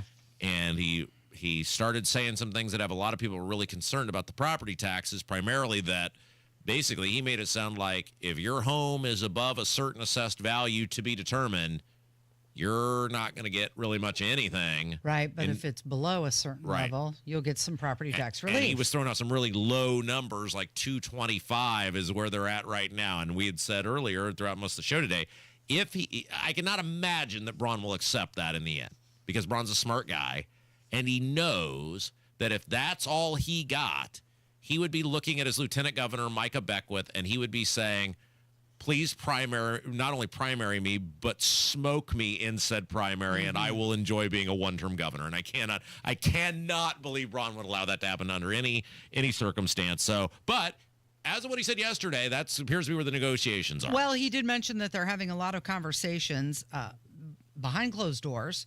So who knows what language they'll actually come up with, and let's just hope it doesn't come out at the very last minute. And we had said that if that's all he got, let's say he was somehow able to elevate that to 275 or even 300,000, based on the promises that he had made and the lack of delivery that would come, given the promises that he had made, people would be outraged and they would blame him. And politically, he would be far better off saying, I am not accepting a bad deal. I will veto this legislation. I'll see you guys in May for a special session, because then they're going to do whatever they're going to do anyway. But politically, you wouldn't get any of the blame for it because people look at you and go, well, he tried, he fought for us. Yeah, he's a fighter, and we did not put him in there to compromise. Yeah, so this letter came from a person who is, I know this person, I know them directly, but mostly through social media. And this is a very prominent business person in the community in which this person lives. He asked that I not give his name, but I could read the email, which has some identifiers in it. And he said, it's totally fine to read it. Just don't give my name. So this is not an outwardly political person. It's not an elected person. It's none of those things. It is a very upstanding member of their community. And I couldn't decide what I want to do with music-wise because it's not love mail. This person's pissed off. Right. But it's not hate mail. I don't want to do the voice. Right. So I'm just going to read it as it is. Okay. Are we ready? Here we go. Yeah. All right. I'm listening this morning about the property tax deal. I don't care if your home is valued at $200,000 or $1.2 million. Everyone should get an equal reduction in property tax. I pay plenty of state and federal, etc. It's a smack in the face to say that people with a quote jumbo home, which is the word Braun used, are good with paying more. That's bull. And then he used a word I can't use. Yeah. He used an expletive. You are dead right. We'll show up with pitchforks and he'll be one term. And then this is very important. Braun needs to hear this.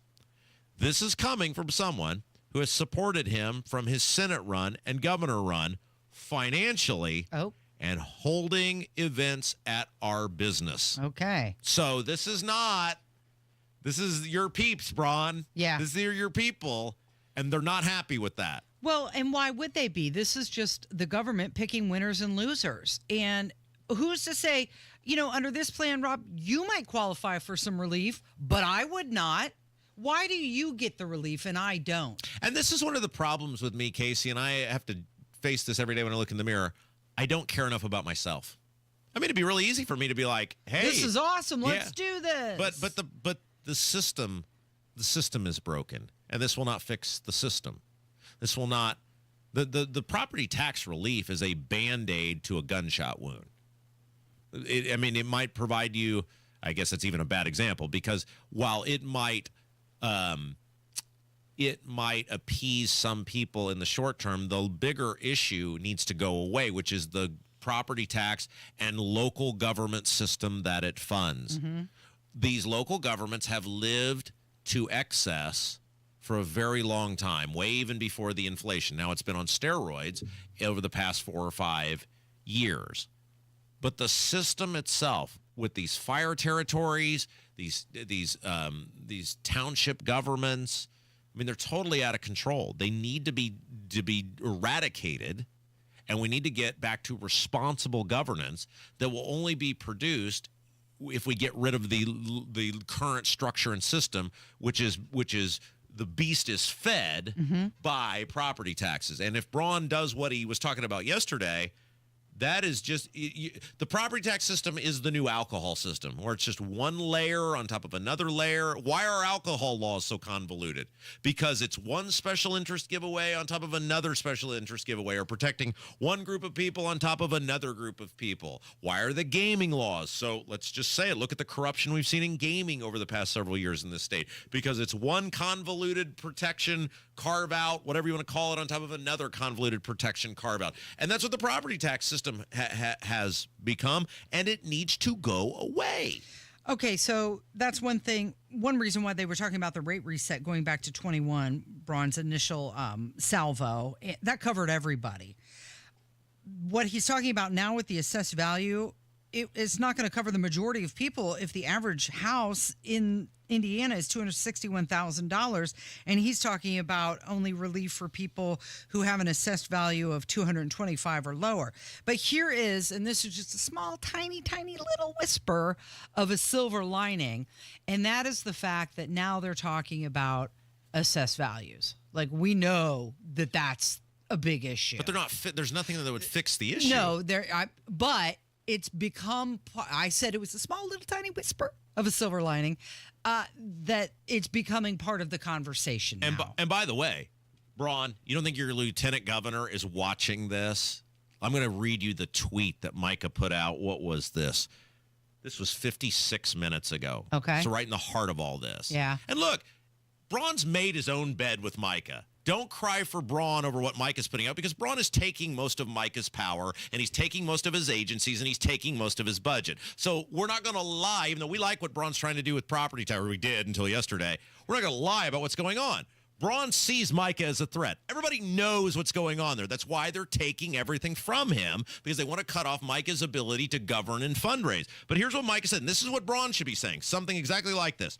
Property taxes based on assessed values are a complete scam. The Indiana legislature needs to stop allowing the taxing of Hoosiers homeowners on their unrealized gains. It's not right, and it's completely immoral. Yeah. He's absolutely correct, Yeah, and that's the thing Braun needs to be saying. Perpetually renting from the government at this point. You never actually will own your home. No, he is totally right on that. And look, Braun still the ball is in Braun's court. Braun has the chance to be the hero. He has a chance to be the guy that everybody looks up to and admires. How he handles this. Everybody wants to be governor, right? You talked about, hey, he kind of looked miserable yesterday. He probably is. Yeah. Because it's like herding cats. But you wanted to be governor. You wanted to be governor at a time where you knew this was the issue. Well, at some point, he's got to quit trying to play nice and compromise. He's got to lay down the law. He stood in front of 1,000 people at the State House and said, I'm a fighter. Okay. Prove it. You cannot compromise with these people. You cannot negotiate with them. They are not Todd Houston, and we're talking about Houston, Bray, Thompson, Baldwin, all of these guys. They're not your friend. If you are a friend of the taxpayer, then they are not your friend. They've made that abundantly clear based on years and years of performance. And if you're trying to negotiate around the margins with people who don't share your value, which Braun has said his value is getting meaningful property tax relief, how are you gonna cut a deal with those people that helps the majority of people when they don't want to help the majority of people? So Governor Braun needs to pick up the phone and call Ron DeSantis in Florida, because he just announced he wants to eliminate property taxes in Florida. He's seeking a constitutional amendment on November in 2026, a ballot to eliminate them entirely in the state of Florida. And by the way, we want Braun to succeed, even though the best thing for our show would be a Braun Beckwith bloodbath over the next 3 or 4 years, which, again, nobody cry for Braun in this. They are taking all of Micah Beckwith's stuff. They are taking everything, basically everything the lieutenant, you're looking, I'm right. I know. You know this as well as anybody, that they are taking this stuff from him that the lieutenant governor has had for, by the way, Diego Morales, nothing's happening to him. Right. That guy's in India with the guy who's bragging about selling access to EB-5 visas. Nothing's happening to Diego. The spot bonuses, the no-bid contracts to people that are donating to his campaigns, nothing's happening to him. They're gutting all of Micah Beckwith's stuff because Braun and the General Assembly view him as a threat because Micah's with the people. Right. People get where Micah is. They like where Micah is. He's the one guy who's not bull-crapping them. He's the one guy who's saying the things that need to be said. They view him as a threat, so they'll take his stuff. They'll gut all of his agencies, but Diego, Conman Incorporated, Diego Morales, nothing's happening to him. Shyster Inc., nothing's happening to him. Yeah, so we said, we call the bull crap out. This is what we talked about in the article in Importantville with Adam Wren. I'm cheering for Braun to succeed on property taxes, but I'm not going to not He's got to come out strong. And this compromise that he's talking about with the assessed value of homes, that's not it. Yeah. That's not strong. That's not fighting for Hoosiers. Everybody wants relief, regardless of what size home you live in, whether it's a small home, moderate, or a jumbo home. Everybody across the state wants relief. You can't pick winners and losers. That's not the role of the government. Yep, you're 100% correct. He said he was a fighter, so fight for Hoosiers. And one more thing I'm just going to add in regards to Micah Beckwith. I think there's 2 people right now who should be scared of what Micah Beckwith has going on with the people in the state. Not only Governor Braun, but Todd Young. There, I said it. He can't run for all the offices, Casey. No, he can't. He can only run for one. That's true. And they're at the same time, so he'd have to pick one. Well, I know. You're signing him up for everything. I know. Maybe he doesn't want to do anything. It's true. Maybe he just wants to go back to pastoring. Maybe. Maybe he wants, who knows? I mean, you're really volunteering him for things he doesn't. I'm doing to him what you do to me. Voluntold. You're doing this. Okay. Hey, so when we come back, you had a fabulous article written about you. That's because I said you're calling it fabulous because I said nice things about you. Well, I judge people on how they talk about me, right? But you had we have to promote this because this is you're coming up on your 3rd anniversary here at WIBC. Yeah. And you were a huge part of the property tax event, the rally that took place, and all the people that showed up there. And so the Barrett Media, which is a nationally respected publication, totally deserved, recognized your accomplishments and what you've done. And and yes, I'm interested in talking about it because you said a lot of nice things about me in the article. So let's not kid ourselves. Okay. Kevin, she didn't say anything about you, though. So you can be angry. But me, you say nice things about me straight to the front of the line. Okay. You're listening to Kendall and Casey on 93 WIBC. We were young and we were improving, laughing with our friends. Oh, the lands meant so much, baby. Outside the club, cheering on. Hammer and Nigel show 306 this afternoon. Jeff Boggs fills in for Big Nige. The biggest stories in Indy, and we're going to have a lot of fun. 93 WIBC. Turning 65, new to Medicare, or just moved? If you qualify for Medicare and Medicaid, a Humana Dual Eligible Special Needs Plan, a D-SNP, may give you the extra benefits you're looking for. A D-SNP helps cover things like prescriptions and checkups, but it also helps pay for essentials, too. With a Humana D-SNP, you get $225 a month for eligible groceries, rent, utilities, and more. Plus, whatever you don't spend carries over to the next month. You may even get benefits like $0 copays on routine prescriptions, plus routine dental, vision, or hearing coverage. All of this could make a difference for your health and wallet. Learn more at GetHumana.com. Humana, a more human way to healthcare. Humana is a coordinated care HMO SNP plan with a Medicare contract and a contract with the Indiana Medicaid program. Enrollment in any Humana plan depends on contract renewal. Allowance amounts cannot be combined with other benefit allowances. Limitations and restrictions may apply. Hey folks, Scott Wilson here from Wilson Farm Market. Even in winter, we're bringing you the best in farm fresh flavors. Stop in for our fresh salad bar, hot and crispy wing bar, and a cheese selection that is second to none. Got a sweet tooth? Our homemade pies, creamy fudge, and old-fashioned candy will hit the spot. Come see us on US 31 just north of Carmel. We're open every day 9 to 6. At Wilson Farm Market, we're all about fresh, local, and delicious. See you soon.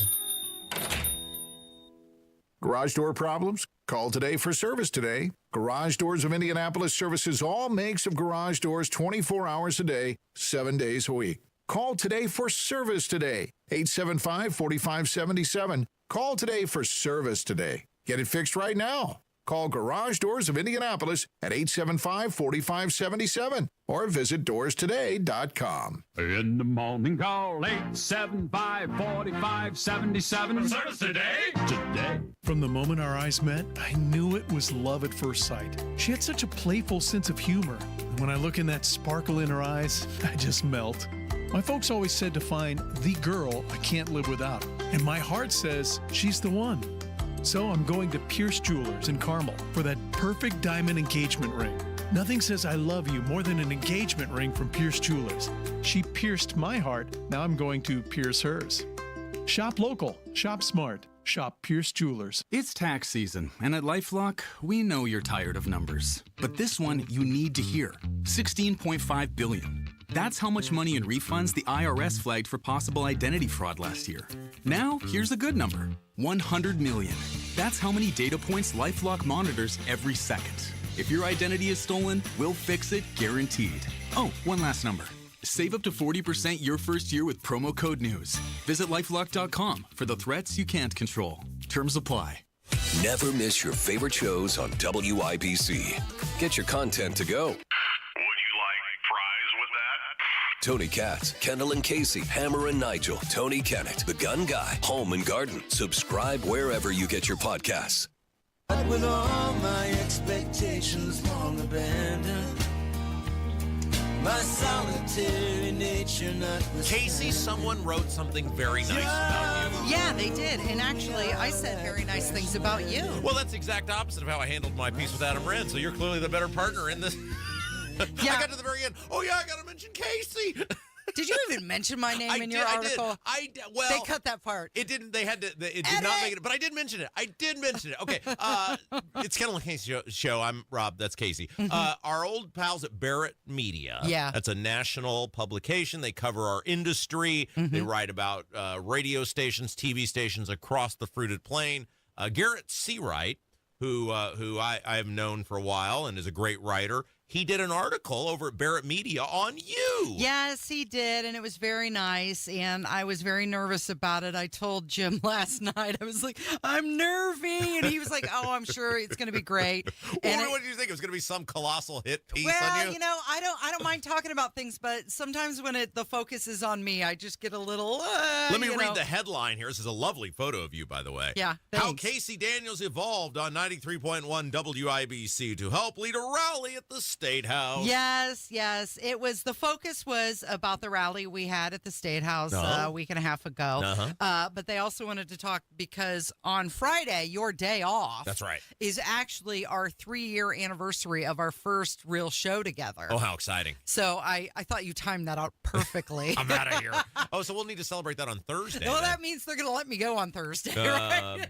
So it's been 3 years? It's been 3 years. So for those who are new to the program, I was the full-time fill-in guy and the producer for, as we call them, the women, the chicks on the right, for, about 3.5 years. That was my job. I filled in for every show. I was the guy they used, whether it was Tony or the chicks or Hammer and Nigel. I was the permanent fill-in guy. I was their producer. And then when one of the chicks left, they paired me up with the remaining blonde lady, Mock. Yeah. And it was the award-winning Mock and Rob show for a little bit over a year. And then Mock decided I've had enough of this guy. I'm out of here. Actually, it wasn't my fault. And I think Mock was pretty... Mock went down in the ultimate blaze of glory, Casey. It was pretty epic. So the previous ownership had the vaccine mandate, and I famously fought that and was able to survive in advance long enough that I didn't have to get the vaccine. Well, then they had sent out some sort of memo that they were going to mandate booster shots, even though I don't think they ultimately ever did. Yeah. And Mock said... I don't need this place. Yeah, this is it. And gave the most epic FU resignation letter ever on her way out the door. Like that's how everybody dreams of going out on not letting some upper management tell you you're gone. She went out on her own. And so then when Mock left, they were like, okay, now we got to find somebody to babysit this Yahoo. And they searched far and wide. Right. Took several months. Right. They had just a turnstile of people that were in here. Yeah. And then lots of ultimately, people raised their hands, wanted the gig. And then ultimately, for some reason, you decided that this would be. Why did you do this? You didn't need this. Why did you do this? Well, I mean, clearly I wanted to be close to my daughter who was at Purdue. You know that. And I lived in Indiana for 25 years, so it's not like I was a stranger to the great state of Indiana. I tried to talk you out of it, if you'll remember, on multiple occasions. Is that what you call it? Try to talk me out, try to scare me away? But I think it came down to, it was a challenge, something new. I had done a lot of different things within our industry, radio and even television. So I think this was just the next evolution for me. And I just want to read this clip to you that's part of this article. Oh, how exciting. Which you can read right now, Casey Daniels 317 on X. Oh, did you post it? Yeah. I'll retweet it. Okay, so this says, when Rob and I first started working together, I think I had to prove myself and gain trust with him, but also the audience. It's been an evolution of being able to keep up with him and have the knowledge on information. But I believe we're at the point now that we're beyond co-workers. I consider him a friend, but also somewhat of a mentor because I've learned so much from him over the past 3 years. Oh, that is so nice. And this is so true. And you know what's great about our relationship is Casey does all the work. Lucky you. I wish I could have been quoted in that article, so I just could have got for the national audience to realize Casey does 90% of the actual well, when work. you repost it on X, you can insert your thoughts there. Totally. Yeah, that's what I'm going to do. No, I think that's so great that Garrett and Garrett's a great writer, and I'm glad that because he had reached out to me and said, hey, I'd like to get a hold of Casey because I want to do this article on her. Yeah, and it was really nice of him to do that. And look, I mean, you can look at these numbers and you can see how well we do every month. People in this industry do. The audience at large sees the tippy top numbers, and the insiders see the actual numbers. There's for a midday show. Spoken word midday show to do what our audience allows us to do is amazing. Yeah, and it's 90, like I said, it's 90% because of Casey. I read about 3 articles at night, and then I stroll in and say, all right, what are we doing today? And then take about 80% of the work Casey does, and I just was like, yeah, well, I'm not getting to that today. Yeah, Casey, no, but in all seriousness, this is a great article. Everybody should go read it. Barrett Media. The title of the article, and it's a beautiful photo of Casey, is How Casey Daniels Evolved on 93.1 WIBC to Help Lead a Rally at the State House. You are the glue that holds this show together. We would not exist without you, and you deserve every bit of credit that you got in the article. So thank you for all that you do. Well, you know what? I think something's working, so let's just keep going with it. That's right. Yes, I love 4 hours. I mean, I'm in 4 hours a day. Yeah, but for now, let's just go home. Yes, see ya. Adios. Everybody go read that article. Thanks, Rob. Thank you, Kevin. Thank you for listening today. This has been Kendall and Casey on 93 WIBC. It's Jeff Jr. from Trajan Wealth, and I've got something important to talk to you about, your 401k. If you have changed jobs, there are 2 very important considerations. You don't want to leave your 401k behind, and you don't want to roll it over into your new company plan without consulting Trajan Wealth first. 401ks will often have limited investments or age-based options. Since companies have to make choices to suit all employees, they may not be suited to you, which could cost you fees and money. When you roll over your 401k into an IRA, you not only keep your money growing tax deferred, but you also gain access to a world of investment options specifically designed for you. Trajan Wealth and our fiduciary advisors have helped thousands, and we can do the same for you. 317-480-4040. That's 317-480-4040. Advisory services offered through Trajan Wealth LLC, an SEC registered investment advisor. You still thinking job change in the new year? Yeah, I need something that's in high demand and more stable in this economy. IT? Yeah, cybersecurity, maybe even AI. That's what I did. Really? How? Went to My Computer Career. You don't need any prior experience, and you could start your new career in a matter of months. A lot of IT pros go to school there, too, to level up. Sweet. Are classes online or on campus? Both. Wow, I'll check it out. Thanks. Make this your year. Take the free career evaluation now at mycomputercareer.edu. Financial aid is available for qualified students. At Uline, the prevailing opinion is, if you don't live it, you don't believe it. The people at Uline believe in hard work, and they live it by being there 24/7 to answer your call, having 41,000 items in stock, and offering same-day shipping from 12 locations across North America. Business owners, sellers, buyers, shippers, and packers believe it. Uline is the hard-working, dependable source for your shipping and industrial supplies. Visit uline.com.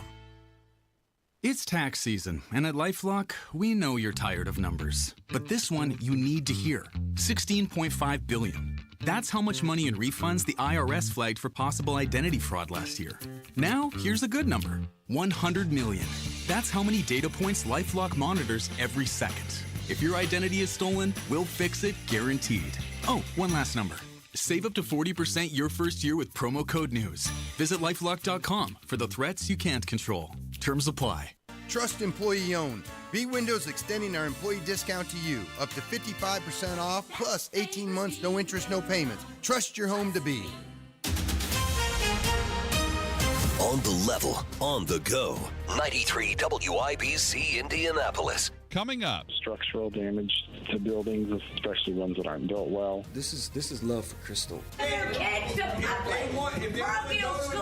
Find ways to cut regulations. This is the WIBC News at noon. How strong could they be? Right now, sunny and 42 degrees in downtown Indianapolis. Today's high 54, and you've got a clear radar. I'm Sean Herrick. Here's what's trending at 12 noon. Severe storms on the way, possibly worse than what we had earlier this week. Ryan Hedrick breaks down what to expect on Wednesday. Forecasters say 70 to 80 mile an hour winds are possible. It can cause some structural damage to buildings, especially ones that aren't built well. Knock down trees and power lines and power poles. That's Chad Swain, a forecaster at the National Weather Service. Hail, possibly as large as 2 inches. We can have a few tornadoes with that too. And he adds thunderstorms will start on Wednesday morning. The primary severe threat from about 6 p.m. until 2 a.m. Ryan Hedrick, 93 WIBC Mobile News. You might be familiar with Orlando Mitchell. He's the man who killed his ex-girlfriend Crystal Walton outside of a daycare in Indianapolis back in 2022. This morning, he was sentenced to 66 years in prison for that. This man is one of Walton's family members, and he says her memory will stay alive in the hearts of many. This is all love for her. This is love for Crystal, our daughter, our niece, our sister, our cousin. You know what I mean? So she's reached out, just over these past couple of years and touched the community. Mitchell's also supposed to stand trial later this year for strangling and killing Marion County Deputy John Durham back in 2023. You may have heard about political town halls across Indiana being interrupted by people trying to talk over the hosts. It happened again Monday night during Lieutenant Governor Micah Beckwith's town hall in Franklin. And Beckwith would discuss Medicaid cuts, medical marijuana, and a post on his public campaign page about Center Grove Community Schools displaying an LGBTQ flag in its window. What I want to see is the American flag and the state of Indiana flag, and that's it. I think a lot of this division then goes away. Beckwith says he plans to hold more town halls in the future. Trimming government fat will mean you eventually will save money. Chris Davis reports that might be through lower sales and income taxes. You may have heard of iDoge, the Indiana version of what President Trump and Elon Musk are doing. Part of that plan. I've asked also find ways to cut regulations, reorganize state government into an entrepreneurial cabinet system with 8 folks that have had government and most importantly, private sector experience. Governor Mike Braun tells WIBC's Hammer and Nigel he has asked all Indiana government agencies to find ways to save 5%, and he believes that will happen. He says you might not see the whole of those results until a report card a year from now. Chris Davis, 93 WIBC Mobile News. As for the effect the Trump tariffs could have almost immediately, automobiles immediately going to be a 10 to 15% price increase. That's going to be matched across the board. Any consumer durable product that has metals in it is going to go up. Anything that has component parts, which is almost everything manufactured in the U.S., is going to see a big price spike. Ball State economics professor Mike Hicks talking to Wish TV. He says all that adds up to higher prices on almost everything. President Trump says he believes the tariffs will help bring jobs and prosperity back to the U.S. Congress is advancing legislation to enact the president's agenda. House Majority Leader Steve Scalise said this morning on Capitol Hill that there has to be unity. It's only when the House and Senate come together are we going to be able to deliver that big package for President Trump to get this economy back on track for the American people. And ultimately, that's who we're fighting for. The House Judiciary Joint Subcommittee is also holding a hearing this morning about the power and political reach of U.S. judges. It doesn't matter if the judges were appointed by Bush or Biden or Obama or Reagan or by Trump himself. When the president attempts illegal or unconstitutional actions, United States judges, guided by the letter of the law, must rule against him. That's Democrat Congresswoman Mary Gay Scanlon. She is a ranking member of the Subcommittee on the Constitution and Legal Government. A race to elect a new justice to the Wisconsin Supreme Court is becoming the most expensive court race in history, with the outcome deciding the court's direction for the next 10 years. It has liberal judge Susan Crawford pitted against conservative judge Brad Schimmel. A key issue that will come before the justices is redistricting. That case could give Democrats an advantage for 2 seats in the U.S. House of Representatives that are currently Republican, and therefore flip the balance of power in Washington. So outside money is flowing in. Elon Musk spent tens of millions. On the left, you've got J.B. Pritzker and George Soros both opening their wallets. Conservatives say they're pushing back against liberal activism on the bench. Liberals say they're pushing back against Elon Musk. That's Fox's Mike Tobin reporting from Madison, Wisconsin. State justices will also hear cases about abortion and voter ID. The Indianapolis Motor Speedway Museum's 17-month renovation is complete. And with all the details on that, here's Terry Stacy. It's spectacular, and IMS Museum President Joe Hale says visitors will be blown away when you see how they've used the 40,000 square feet of additional space. You know, Roger said, I'd love you to double the size of the museum, but you can't go out and you can't go up. We came up with a $64 million budget. We came in at $60,500,000. I think what we've come up with now is a museum that's immersive, it's interactive, it's participatory, it's educational, but it's also entertaining. And then we're also going to start summer camps this summer, which we've never done before for kids. The museum reopens to the public on April 2nd. Visit imsmuseum.org. Terry Stacy, WIBC Mobile News. Don't forget you've got some utility work, State Avenue, both northbound and southbound between Washington Street and Ohio Street. So far, the Dow is up 99 points this morning. The S&P 500 is up 29, and the NASDAQ is up 168 points. So all green on the Wall Street so far. I'm John Herrick on The Level, on the go, and on WIBC.com. It's 12:06, time for Tony Katz Today. Live from the heartland and the crossroads of America, it's Tony Katz Today.